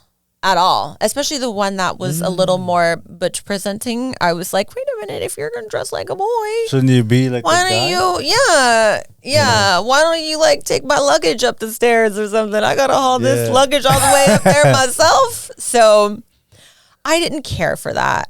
Women are so emotional. And I do a lot of work on myself, and I have over the last 4 years, so that I'm not really in that erratic state. And it's really tough to think that I really do give it to men, because women, we can be so all over the place. So to put 2 people, that at certain times could be a little more hormonal than others in a room together, I just don't, at this stage in the game, I don't know how the lesbians are doing it. I'm going to be quite honest. They seem happy. I'm happy for the lesbians. There's nothing wrong with being a lesbian, but I don't know how y'all are doing it. Yeah, for real, because let me ask you, now with this whole red pill movement that's been pushed, it kind of sounds like you're for it in the sense where men should be men, right? And women should be women, that there really shouldn't be, I guess, like a balance of, I guess in the relationship, it almost should be the extremes, I guess the polarities, serving your roles, and then those roles should complement the relationship. Yeah. Sounds like you're more into that, in that. I really love masculine men. And I really, especially at this point in my life, I'm so happy that I'm a woman. I'm so happy that I get to wear heels, and that I can enjoy the color pink, and that I get to put on perfume. Yeah, when I leave the house. And there was a time where I wasn't happy with myself, and there was a time when I was a super tomboy, and I was when you were younger. Yeah, I even wanted to be a boy. I wished I was a boy and all this. And so I remember being so uncomfortable with myself and my body, and I was even so upset because I never woke up with boobs like my mom told me was going to happen, and then I had to go pay for some. I was so elated when I figured out you could pay for them, because that was like a brand new. I was like, oh my god, game changer. This is incredible. And so yeah, I am. I'm really into.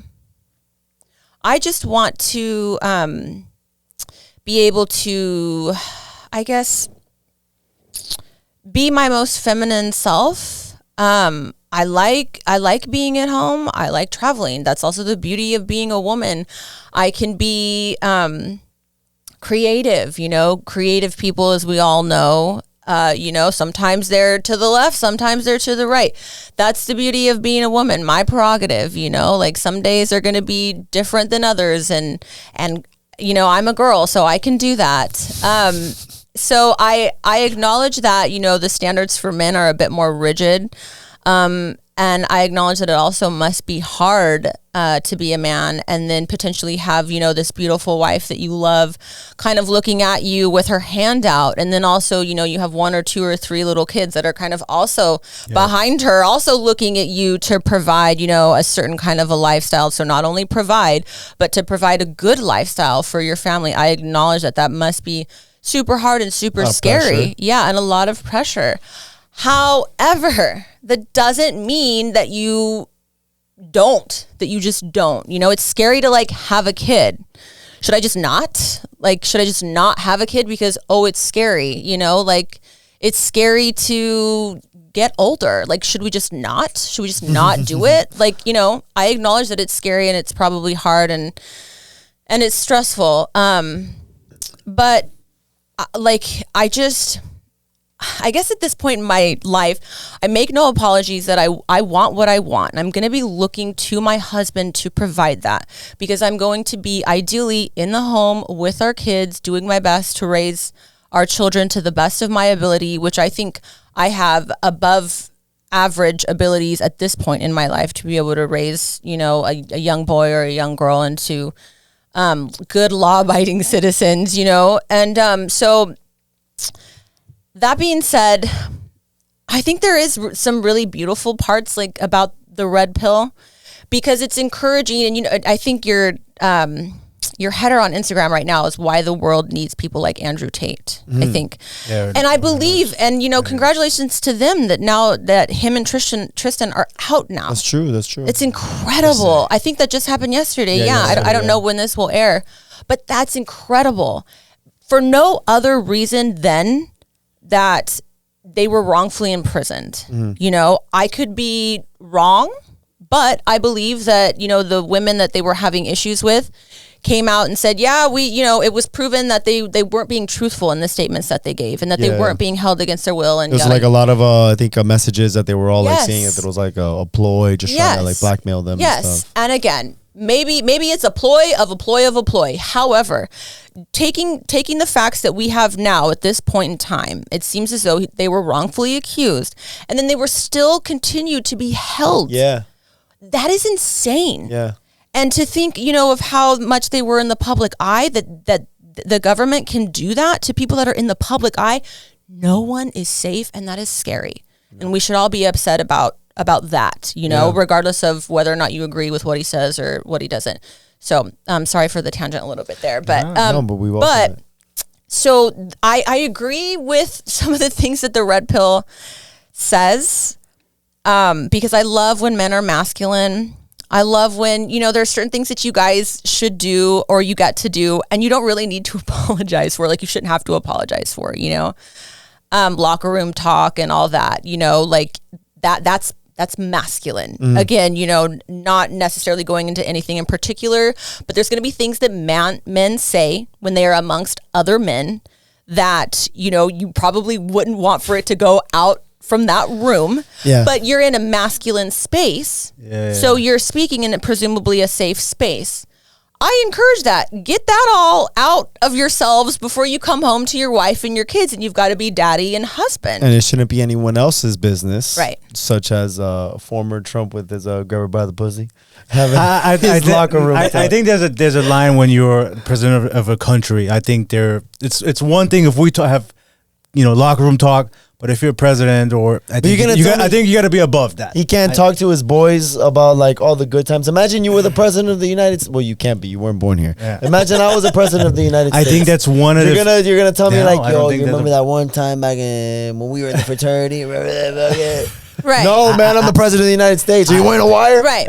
I don't think it's appropriate. No, you don't think grab him by the pussy or some shit like that, dude, like as a president? No, man. Dude, guys are still gonna be guys and girls are gonna be girls. You're still a person before you were the president, right? But you taking up an oath to become the president. You're gonna tell me Barack Obama didn't grab someone by the pussy? He didn't talk about it. Presumably, he didn't talk about it. No, I'm sure he did he just wasn't recorded, and that's the problem because someone wanted to fucking tape it, and then they wanted to expose him because they didn't like this motherfucker, right? And then they just pushed it on everyone's face, and the media made him look like an asshole, dude, like a dickhead because he said "girl by the pussy." Right. It's just not appropriate. It's not appropriate. So what? Grab someone by the pussy? Yes, it's not appropriate to grab somebody by the pussy. It's not appropriate. It's not. So okay. So let's meet you where you're at. Where you're saying it's not appropriate. For him being the president, like I get it. Like we say some wild shit. Have you ever grabbed someone by the pussy? No. What? No. Then you haven't lived. Have you, I have. Yeah. Have you ever grabbed? I mean, like grab them, but like take them. Have you ever grabbed? Yeah, of course. Okay, so you're gonna tell me if you like it just would never happen then. So let's say you were the president of the United States. You can't be, but let's say you are. You have a high role, high status. You're very respected. We look up to you, Marvin.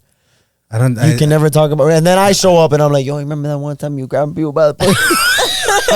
And it's like you're gonna be like, what? being recorded. It's one thing if you said you're not the president, but if I'm the president, I'm not gonna be like, yo, you remember when I grabbed this girl by the pussy? No, but if I ask you and I'm like, hey, you remember that one time that you grabbed someone by the pussy? I'm like, no, I don't remember. No, you don't remember. Yeah, dude. now. Like, those were old times, bro. You know, I'm the president of the United States. I can't be saying that. Wait till I'm out of office and we can talk about oh this. my god! I just think when you're on that level, as far as an official, You should be more careful. You gotta be. You gotta should be. be a And little I bit get more. it. There is. Because of this. Yes, I get there's locker room talk. I get. Did you see the memes like, oh, if the group chat ever gets leaked, you know, like you seen those memes like, yo, I'm in trouble. Yeah. I get that. I understand that. Yeah. But we're average people. When you're an government official, I think you're above. You know, you're influencing entire policies in an entire country. Yes, you're expected to live above that. I have one Yeah. thing to say. Say it. Trump 2024. He's gonna get fucking arraigned next week. I know. That's what they say. Yeah, it's not what it says. It's happening. We'll Is it see. really? Yeah. I heard that he's being indicted. For He is indicted. something. Yeah, They he's already indicted him. so- Melania is the ultimate sugar baby. Yeah. Goals. love that. We strive for that. So let me ask you this though. So he paid. He presumably, apparently he cheated hush. on his wife, and right at the timeline from what it appears to be that Melania gave birth a couple months after he had an affair. He had his lawyer pay the porn star money. Hey, I don't want this to come out because it was around the election cycle. Do you feel like that is appropriate for someone who runs for public office? Yes. You feel like it's appropriate? I'll say this. I bet you there are so many worse, like people out there that are much worse than that has happened that we haven't heard of. But because it's this person, But Right. it Because gets he's already guilty in the court of public opinion. So it's like no matter what he does, it's going to get spun into like this crappy thing. Yeah. Melania might have been like, I just gave birth. Please go somewhere else.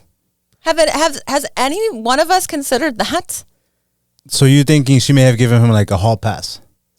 I mean, I that's not necessarily like what I actually think happened, but I don't think that Melania married him thinking we're in love and we're only ever going to be together forever. And only us two. Yeah. Yeah.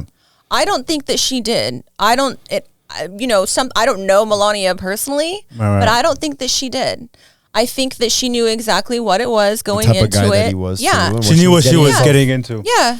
That's They're together because he provides a lifestyle. That's you. And likes. he provides provisions and protection, Yeah. which is what she wants ultimately. She's not with him for his looks, and she's beautiful. He's with her for her looks, and I mean, it looks like to me because I don't recall ever her saying anything crazy in the media or her speaking out of turn in the media. She's beautiful, and she knows when to speak up, and she knows when to shut up. The problem, the reason why he's in trouble is not the fact that he slept with a porn star or that he even paid her. The problem is that the money apparently supposedly Came from funding from the campaign donation. That's illegal. That's why is he in the position where he's in. Understood. And have other presidents, other political figures probably done much worse? 100, That's most certainly. what politics are. Yeah, but they're Hillary, but email. the problem is Pelosi, the problem is Trump got caught, and there's apparently overwhelming evidence. I don't know. Indicted. Either we have to wait for the trial. Either that, or there's just a bigger agenda of like Right. trying to hide other things from other people. Right. And putting all the attention on him. Right. Well, I guess we'll see. To put it this way, whatever happened with the whole list on Epstein's Island, right?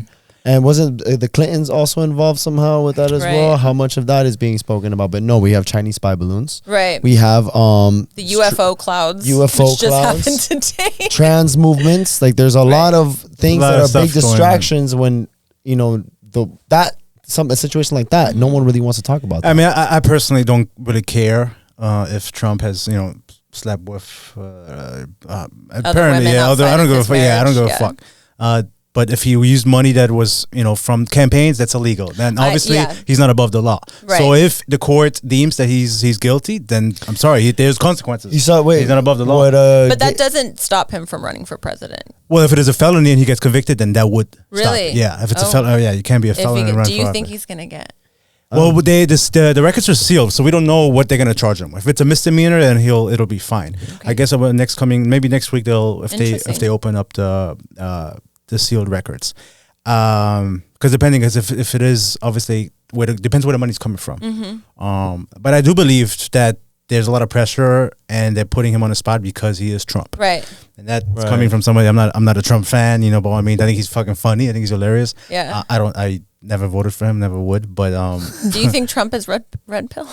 He's like, Melania, get in the kitchen. Yeah, or grab you by the pussy. I think takes you into the kitchen. He just throws money at her. She's like, oh, okay, I'll see you in the kitchen. What do you want? Yeah. He's a funny guy, dude, and I think why people can relate to him. That's why he's so popular, because he's like one of us, obviously, but he's not. He's a multi-billionaire. He's never been a commoner.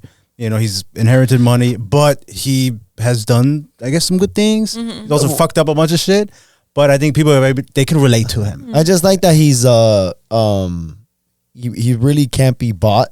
Mm-hmm. So like a lot of times, like when you see because he calls it out, he called it out a couple times how like Hillary, for example, they were kind of drilling Trump about like how he doesn't pay any taxes, and he's like, yeah, of course I'm not gonna pay any fucking taxes. That's because homegirl over here, she's the one that's also passing these laws to avoid these corporations to be taxed, and they're all funding her campaign. Right. So of course I'm going to take advantage of that too. Don't look at me like I'm the asshole. Right. Like it's homegirl over there that's allowing me to be the asshole, because everyone else who's donating to her campaign is also doing the same thing. They're all the same assholes that I am. Yeah. Right. But you're making me seem like a bigger asshole because I'm Donald Trump, and no, dude.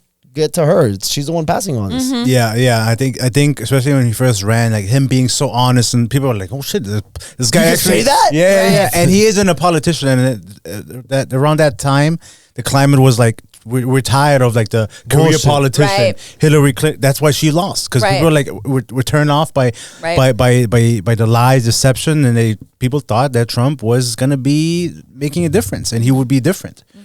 And so I think that's why he has won. So I don't. It's gonna be tough, and him or not to get too political, which we're already past that point. But I don't know if he's gonna beat DeSantis. If DeSantis will run, it's gonna be interesting to see. Also, what's happening with this. But I know I was watching he did gain a lot of points in the latest polls. So this indictment has actually helped him. Yeah, I'm just there was Russell Brand. I don't know if you know him. You've probably seen some of the things on YouTube. Yeah. Okay. He had said something like he was talking about how, kind of the good thing about Democrats, bad things about Democrats, good things about Republicans, bad things about Republicans. But at the end of the day, it's you kind of go down like who's lobbying for like the certain laws to pass, and who's like donating to a lot of these campaigns. And then it's like, if you don't want to pass certain laws in order to protect a bigger population, then don't accept money from these corporations. Right. That's basically fucking the rest of the population in order to fund your campaign and do not really everything that you want to do. It's essentially do what's ever going to protect the people who's giving you money. Yep. So if the money's coming from corrupt places in order for you to cause more corruption, what is it that you're really accomplishing? And I think that's kind of like the biggest problem when it comes to that side. And one thing that I like about Trump is like, yeah, I mean, he's still going to get the money anyways, but he's going to do whatever the fuck he wants to do. Yeah, that's true. They can't control him. Yeah, he's a loose cannon. And then you got Biden walking around talking with the audience behind his back and like, oh yeah, so and so. I just came down here for the ice cream. Yeah, the ice cream. They told me there was gonna be chocolate chip. I love chocolate chip ice cream.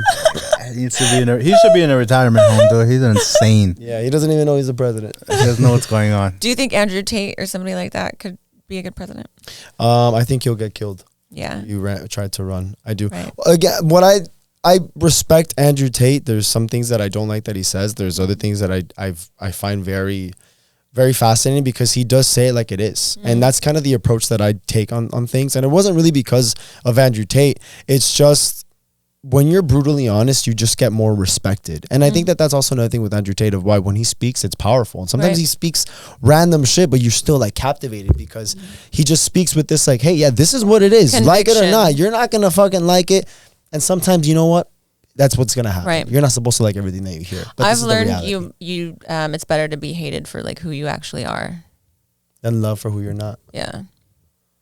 So that's kind of like I know I've told you this. There's some things that he said that I don't even think he believes. I think he's very methodical. He's very precise. And he's smart, strategic. There's a reason he blew up the way he did because he would say stuff that you'd be like, he can't be seriously talking about that. But he did it because he knows it would go viral. He knew people would take it apart and post it on different platforms. So do I think that he has strong convictions? Sure. Do I believe that some of the stuff he doesn't even believe himself? I 100% doubt it.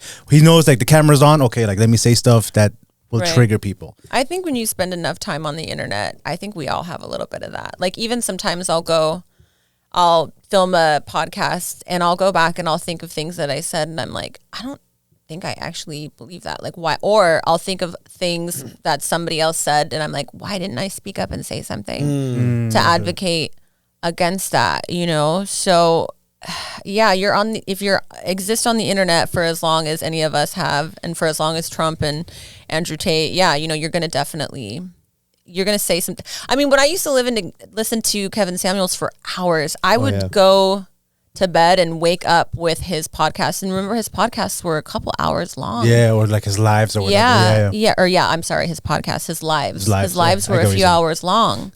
And there were certain things that he would say that I wouldn't like, but the ultimate thing that he was always advocating for was like families, specifically Black families, the Black family unit, but families, you know? And so I think that if you can really resonate, you know, with kind of like that one end goal, and I think that's where Andrew Tate and Donald Trump really get people, is because they resonate like with the end goal. Because we're not going to ever be around people, especially people that we're around a lot, especially people that we love, because love is an emotion, you know? So if we love somebody, they're going to also irritate us, piss us off, you know, make us that much more angry. We're going to take things personally just because we like them and care about them so much. They're going to have the ability to give us all those other emotions too.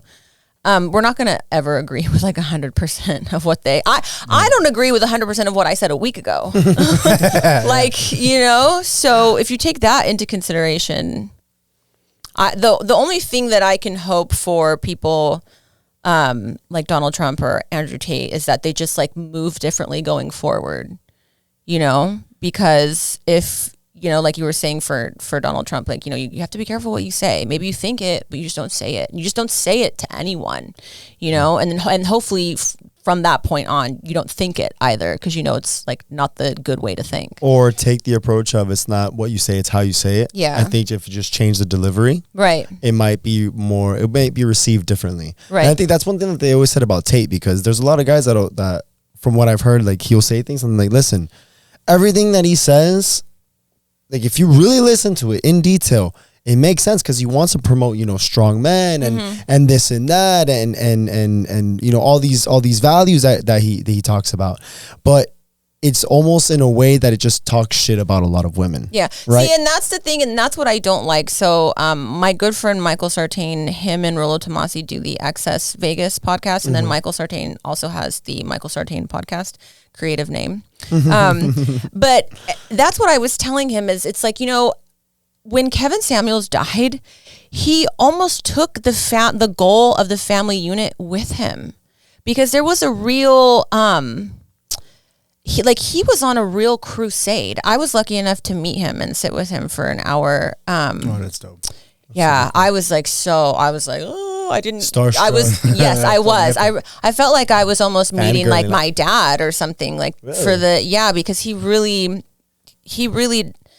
helped me understand just like a lot about men. And so, and even a lot about like what my role would be being with a man that I wanted to be with, what my role would look like and things that I was doing wrong, and mostly things that I was doing wrong. But what's unfortunately kind of starting to culminate is just like a bunch of podcasts where men are sitting around shit talking women, and then they're calling it like facts, like, well, it's facts, you can't argue with facts. And or they're just saying, oh, just women are stupid. And it's like, well, some women are stupid.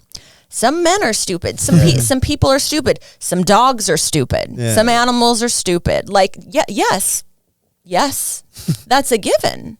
And that is a fact. You can't argue with that. Some people are smarter than others.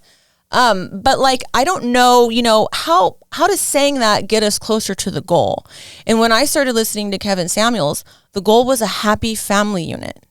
Like, that's what he was advocating for, is for people to come together and create a family and then stick it out through all the good and all the bad. I remember times where he would have women in tears and he would be telling them, go back to the father of your children. Yeah. What is wrong with you? He cheated. Okay, now you're alone. And you're calling me and you're telling me I don't want to be alone. I'm lonely and I can't find anyone else. And I've got these kids and I'm tired and I'm going to work and they're asking me where dad's at. Like that doesn't sound healthy or good for anyone involved. Go back to your husband. Now, I never heard him say, if anybody was hitting or abusing in that way where it was very serious, I never heard him tell anybody to go back to an abusive relationship. But in the case where there was a lot of things where it was just lack of communication, go back to your husband and go, and ride off into the sunset, the imperfect sunset that is every single relationship in the entire world. It's like we were just saying, you're never going to agree with 100% of anything anyone says. So taking that into consideration, get back with the father of your children and make it work so that everybody can be happy. Right, but like if they cheated, just okay. So that the alternative stick by their side. Is that something that you should be celebrated? If you want to be in a monogamous relationship and that person cheats, and then you might be alone, but it's the alternative to stick with that person just because so you're not alone. Be with a cheater and a liar and a manipulator. I think if you have kids, it's different. I get it, but having kids does not exempt you from being loyal. Yeah, right? But I think if you, unless you have that agreement, that's different. Right. But if you say, well, we're having a family, we're married, we have kids, we're exclusively together, and then now you break that. And then so what? I'm just supposed to accept that well, we have kids together. Now I got to stick by your side no matter what, as long as you don't physically abuse me. No.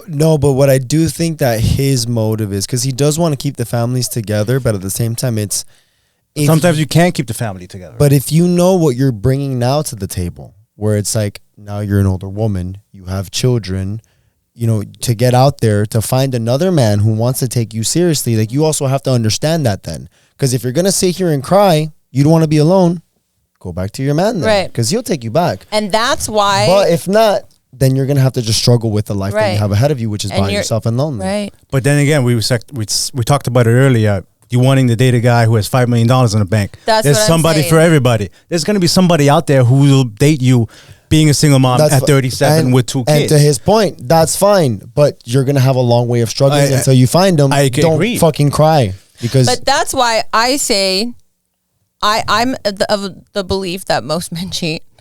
And that's why I say go be cheated on by a rich man. I've heard that before and too. Not a broke guy. Right. Yeah. Because guess what? When you cheat and I find out that you cheat or you did something and I don't like it, I'm taking the credit card and I'm going shopping until I feel better. You ever seen that video of it's a meme. It's like when your billionaire boyfriend, you find out your billionaire. Oh, yeah. I've seen what? I don't see anything. I've seen those on TikTok. Yeah. So if you feel that way, is there a winning for women who say, well, I want a rich guy or a guy who's very well off, but I don't want to get cheated on? Is that something, or is it a fairy tale? It's so ridiculous because like I can't stand the whole spoil me with loyalty. What? Yeah, spoil me loyalty and money. Spoil me with loyalty. What is that even? So you don't want your man to leave the house? No, you know you what? You want No. him sitting in the house all day long, like so you know that he's loyal? Like what is that? No, they what they're saying is I don't want to get cheated on. No, but listen, but I also remember that Kevin Samuel said that men of high status and those who are making that pool kind of money. income, they have even certain arrangements or agreements with their significant others that says, hey, this is the deal. Okay. I'm for you. I got you, supporting you. You're the woman. You're my wife. I got you. Yeah, you got the title. But listen, and I'll support you. You have me for whatever you need. But if your boy wants to have some fun on the side, don't give me shit for it. Yeah. I'll feed you. You'll have a roof over your head. You'll have anything you want. You need anything. You're good. Right. But if daddy wants to play on the side, let me play on the side. And that's the life that you have to decide if that's what you want to roll with. Right. Yeah. And that's a tough life. I'm not saying that that women should be emotionless and just be married to the money and not have any emotions and thoughts and feelings around it. But I just think once again that most men, especially now too, we're hotter longer. Like men good looking for longer, women good looking for longer. We're living longer. We have Instagram now where you're scrolling, sex and a random hookup is so much easier to get now than it ever was. We're all on the internet. We all see what's going on the internet, right in front of our faces, right when you open it up. So, I wouldn't advocate for, okay, girls, when your man cheats, cause he will, you don't have, don't say anything to him. Just keep it pushing. Like, that's not what I'm saying. But I just think that, I do think that most men are going to want different flavors after a while. And, or maybe even in the beginning, I have friends that they won't date girls if they're not like open for threesomes right off the bat in the beginning. I personally couldn't date somebody like that. I don't want that to be like a very serious part of our relationship, but am I open to that? Yeah, of course. Why not? It's fun for me too. I need to know that you're not going to like run off with her. I want to be dating you for a little while so we could enjoy ourselves. But I've actually worked at like sex parties and stuff before. I've seen what goes on there. I mean, just because I'm not joining in doesn't mean I'm not secretly like, well, maybe one day I might like to. Maybe I'll be here one day. Right. Yeah. Check it out. Yeah, exactly. So, life is, like being sober too, doing all these different things sober. I do feel like I'm having like some sort of a second childhood. So there are certain things that I want to experience. And I understand that just because my significant other might be interested in another woman and want to fuck another woman, I'm now in a space where I understand that doesn't mean that he loves me any less. But that's also why I want to be with a guy that has money. Because if there is something that hurts me or upsets me, I'm going to tell him and I'm just going to be like, okay, well, I need to go shopping so I can feel better. Or I'm going to go to the spa so I can. my love language. Yeah. Decompress. I need to decompress. I need to get my shopping therapy. I need to do this, that, and the other. I'm going to go away. Okay, you're going to go with, so-and-so for the weekend. Well, I'm going somewhere too. I'm going to take my girls or I'm going to take the kids or we're going to do X, Y, and Z. And we come back and, he's happy, I'm happy, everyone's happy. Yeah. I think as long as you have an arrangement and as long as there's open dialogue and understanding and honesty, I don't think that could be, I think actually too much dialogue in that instance might actually be a little unhealthy. What do you mean by that? Like you don't want the details. Yes. I don't want to know. Yeah. If you're like, listen, babe, I'm taking my third, mistress over here to Santa Barbara and we're going to stay in this hotel and don't worry, this is the room number. So you're going to play with my balls first. I'm not saying that. I'm not saying that. Yeah. But if you know that your partner is going to. This is my thing too. And this is what I've told people in the past. Just don't leave me. Like, don't leave. Just don't leave.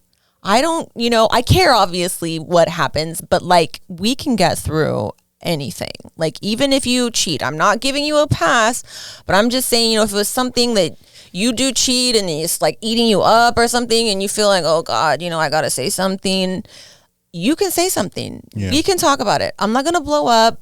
Doesn't mean the relationship needs to end. I'm not going to run off and cause a scene. We don't need to do all that. But like, just don't leave. Okay. Yeah. Stay there and try. Stay there and talk. Yeah. Well. Work it out. Don't leave me high and dry. Don't leave me with the kids high and dry. Don't leave me alone high and dry with all these different questions. At least give me a severance.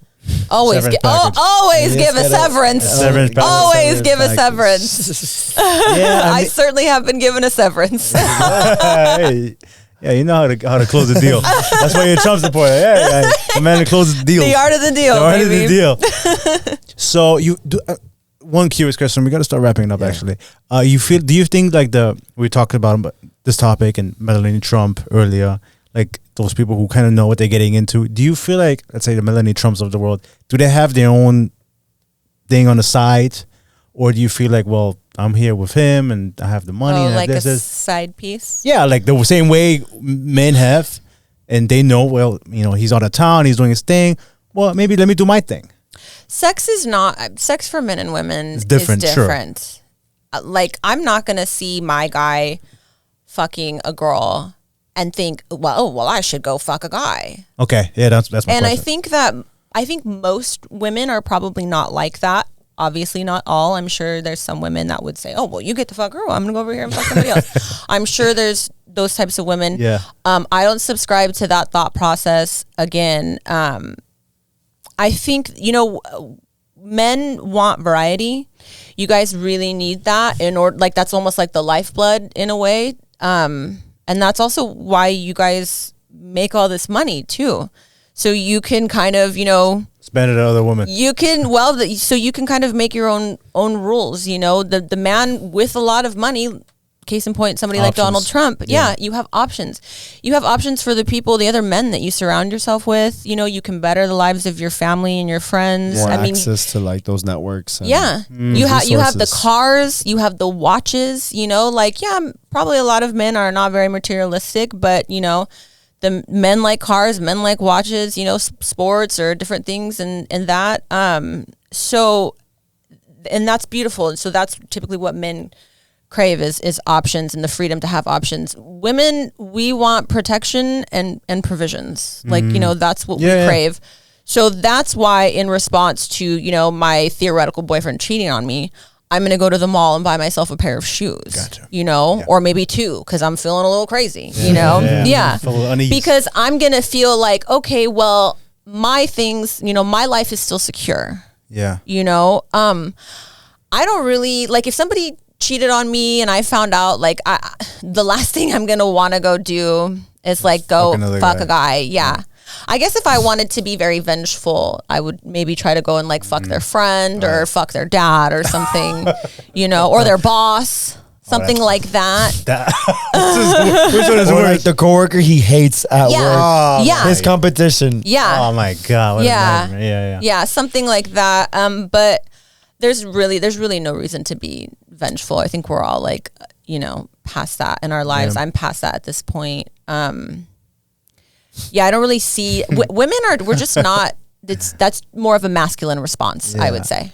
No, but if I was like, if curious, your girl cheated on you, you'd like fuck her friend. No, I would leave, obviously. Yeah, you would leave as a man, but like as women, if we're cheated on, we're just like, oh, okay, well, like this kind of sucks, but I still love him. Yeah, but is that enough to stay? No, but she's just saying that doesn't mean that she's gonna go and fuck somebody else. Yeah. Some will, right? Yeah. I guess. Yeah, but then I'm sure they feel even shittier after because they're like, that's the thing. Yeah, that would be how I would envision. If I was trying to get like some sort of a revenge. I got him back, but not really. I just had someone else. Exactly. Yeah. His boy fucked me. I would feel even worse. Like I fucked myself. Yeah. For you. Yeah. Yeah. Yeah. I wouldn't see that as like the correct response to something like that. Okay, good. Okay. You like that response? Yeah, I was just curious because on the topic and I was always curious to know, but thank you for clarifying. All right. Anything else? You just let me know. Yeah, for sure. No, I really enjoyed this conversation. I think we have to start wrapping it up. Obviously, I didn't agree with everything you said, but what I like about you in particular is that you have convictions and you have values and you believe what you believe, and that's why you don't settle.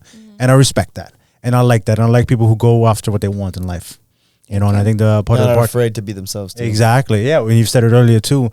And I think part of the podcast is having people on with different beliefs and different discussions. And we had somebody commented on something, one of our latest videos, like, oh, I don't agree with this person. Why do you have this guy guest on? And, you know, he's questionable guest. And I was like, dude, shut up. Like, you're not always going to agree with every person you have. Right. Every person you encounter won't always have the same beliefs as you. And that's okay. And for us, it's important to bring on different people and different perspectives. The open dialogue. Yes. And, you know, it's funny because my brother told me earlier, he goes, you know what I really like about what you guys do is that no matter who they are, where they come from, what their beliefs, what their background is, you always allow them to just say what they feel like they need to say. You're not there like being arrogant or being combative or telling them that they're wrong. Disrespectful. It's like everyone has an equal kind of like playground of saying whatever it is that you want to feel. We want to hear you out. We may not agree. But that's kind of the point of showing that even if you don't agree with people in life, you can still sit back, listen, learn, educate yourself. And you know what? If that's just not kind of the person you want to align yourself with, you don't have to continue dealing with this person. But it's just being understanding of whatever beliefs you have, as maybe passionate as you are about them. It doesn't mean that those are the only beliefs that exist. Right. So it's important to be open and to know that there are people out there with different beliefs and welcome them. Educate yourself, learn, and you never know. Maybe you'll find something that'll benefit you more that you didn't even think you should be doing until you heard it from a differing opinion. And it's okay to listen to maybe this episode like, well, you know what, I didn't agree with this, or I don't agree with that, and that's okay. No one's forcing you to change of your beliefs. Like, you don't have to believe in the same things that you do or that we believe. But I think it's important to hear each other out, and that's part of being in a modern society, having different views and beliefs and talking about it. Me personally, I'd rather somebody listen to the episode and get pissed off because it's better for the algorithm. True. Comment on Also true. Okay, so let's end this. Donald Trump is the best. Andrew Tate is my father. What else can we say? The next president. Maybe he can run. Maybe he can run. Yeah. Andrew Tate versus Kevin Donald Samuels is my father. Yeah. Andrew Tate and Tristan they're free. Yeah, so that's good. What else is? You don't necessarily need to leave if your partner cheats on you. Yeah, stay. Fuck it. Yeah, stay. Stay. Yeah. Shop. Go shopping. Encourage him to cheat again. That's right. You'll get a new car next time. If you make $70,000 a year, you broke as fuck. Yeah, minimum $5 million $5 if you want to start dating in LA. Now you broke as fuck. All right. So as we wrap it up, it is time to break up. And before we break up, we always like to hear like a final thoughts from the guests. And we always say anything that you'd like to tell your younger self, anything that maybe something you really live passionately with, or a message that you want to share with the world, whatever that may be. You can take your time. You can say it to the camera. You can say it to us, and then you can sell yourself. Basically where they can find you, all that good stuff. OnlyFans, the podcast, everything. Okay. So, oh gosh. Message to the world. My breakup message. My breakup message to the people. Oh gosh. I would just say just to get out of your head and get out of your own way. We all have a bunch of limiting beliefs that we tell ourselves over and over and over every day, and you don't even realize it, but you have it. You do. And I would say if there's any way that you can ever kind of just take a pause, and if you want to break out of that, take a pause, and you have to literally just force yourself. If you want to do something, you must force yourself. If you have a desire to start something, you must force yourself to start, and start it now. Do not wait. There will never be a perfect moment. Just fucking do it. Just start it. Your future self thanks you. Even if it's uncomfortable, it doesn't matter. There's no right time. Do it now.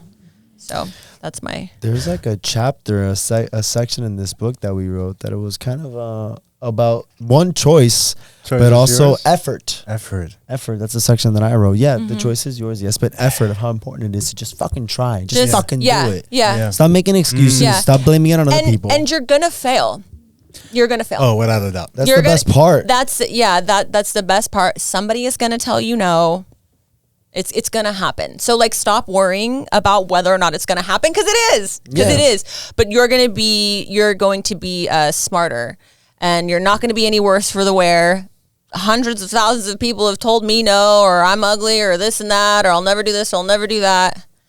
Here I am on the coffee breakup pod. I'm pretty much like, this is as high as it's ever gonna get. Like, it's all downhill from here. Clip that. But yeah, you can just there's never a perfect time. Like, people stop drinking, say, oh, I'll stop after the holidays or whatever. There's never a perfect time. Start it now. It's going to be uncomfortable. Who fucking cares? Just do it. And then where you can find me, CJSPARXX on Instagram, CJSPARXX. Only 2, not 3. We're not going that far. We never are. That's why it's 2. And then only 2. Like You're hoping for 3, right? It's PG-13. We're keeping it PG-13. And on my OnlyFans as well, CJSPARXX, SPARXX. Twitter, my YouTube, CJ Doing Things with a Z. I'm doing things. I just got back from Peru. So, I'm doing those kinds of things, not the other kinds of things, not the XXX things. Double X things. Yeah, just double X things. Yeah. I don't know. All the CJ Doing Things with a Z. Everything will be in the description. All that shit on it. Sorry. CJ, thank you so much. This was really awesome. This was pretty really fun. I really enjoyed it. Thank you. And talking, especially the second hour. I thought it was Thank you. dope. Yeah, I felt like I was maybe droning on about No, we warmed. drinking. Just cut that. We warmed you. No, not at all. Important. I actually, the thing is, I got a little bit more into it because my father, he stopped drinking a couple months ago. So I kind of wanted to pick your brain a little bit. So it's kind of more educational for me, but also if anyone else is kind of going through it, 100%, or maybe That's has a the thing. family member, someone important, just to kind of understand what it is that they're going through, why it may have happened, and kind of finding a way that because sometimes something happens in their lives that they want to make the change, and it's important to be supportive if that does happen, and just kind of be there for them. And AA is free. Uh-huh. It's free therapy. I have a therapist, and he is expensive as hell. It's $200 for 45 minutes. Jesus and AA is free. Yeah. And it does this. It's the same, but it's different, but it's free. So Anybody go. can Think of a stepping stone. I mean, I was talking to someone the other day because, my girlfriend, she was like, oh, you guys aren't licensed therapists or counselors or anything. You guys have to be careful how you guys say it. And I'm like, we never say that. We are. If anything, we just want to be a stepping stone into a direction for anyone who is looking for help. So if you do need help and maybe you aren't sure where to go, or you feel like it's very taboo, or, I can never go to a therapist, I'm not fucking crazy. Hey, we serve as almost like a middleman. Listen to us. We're just trying to help everybody kind of just, get into the right direction. If therapy it is, or maybe AA, we just found out that it's free therapy. Give that a shot as well. But anything that you guys can do to better yourselves, to get in a better space, it's just going to make you want to do more things. And just like to your point, you're going to just do it. And once you understand that you can overcome that, what else? Like there's literally nothing that you can't freaking do. In AA, we say the gift of desperation. And it really is a gift. When you're so desperate, you'll just try anything. And you just accept that you know nothing. Yeah, maybe that's exactly what we need. I like With it. that being said, ladies and gentlemen, CJ, CJ, you were awesome. Thank you so much. Thank you so much. Till next Thank time. Ciao, guys. Peace.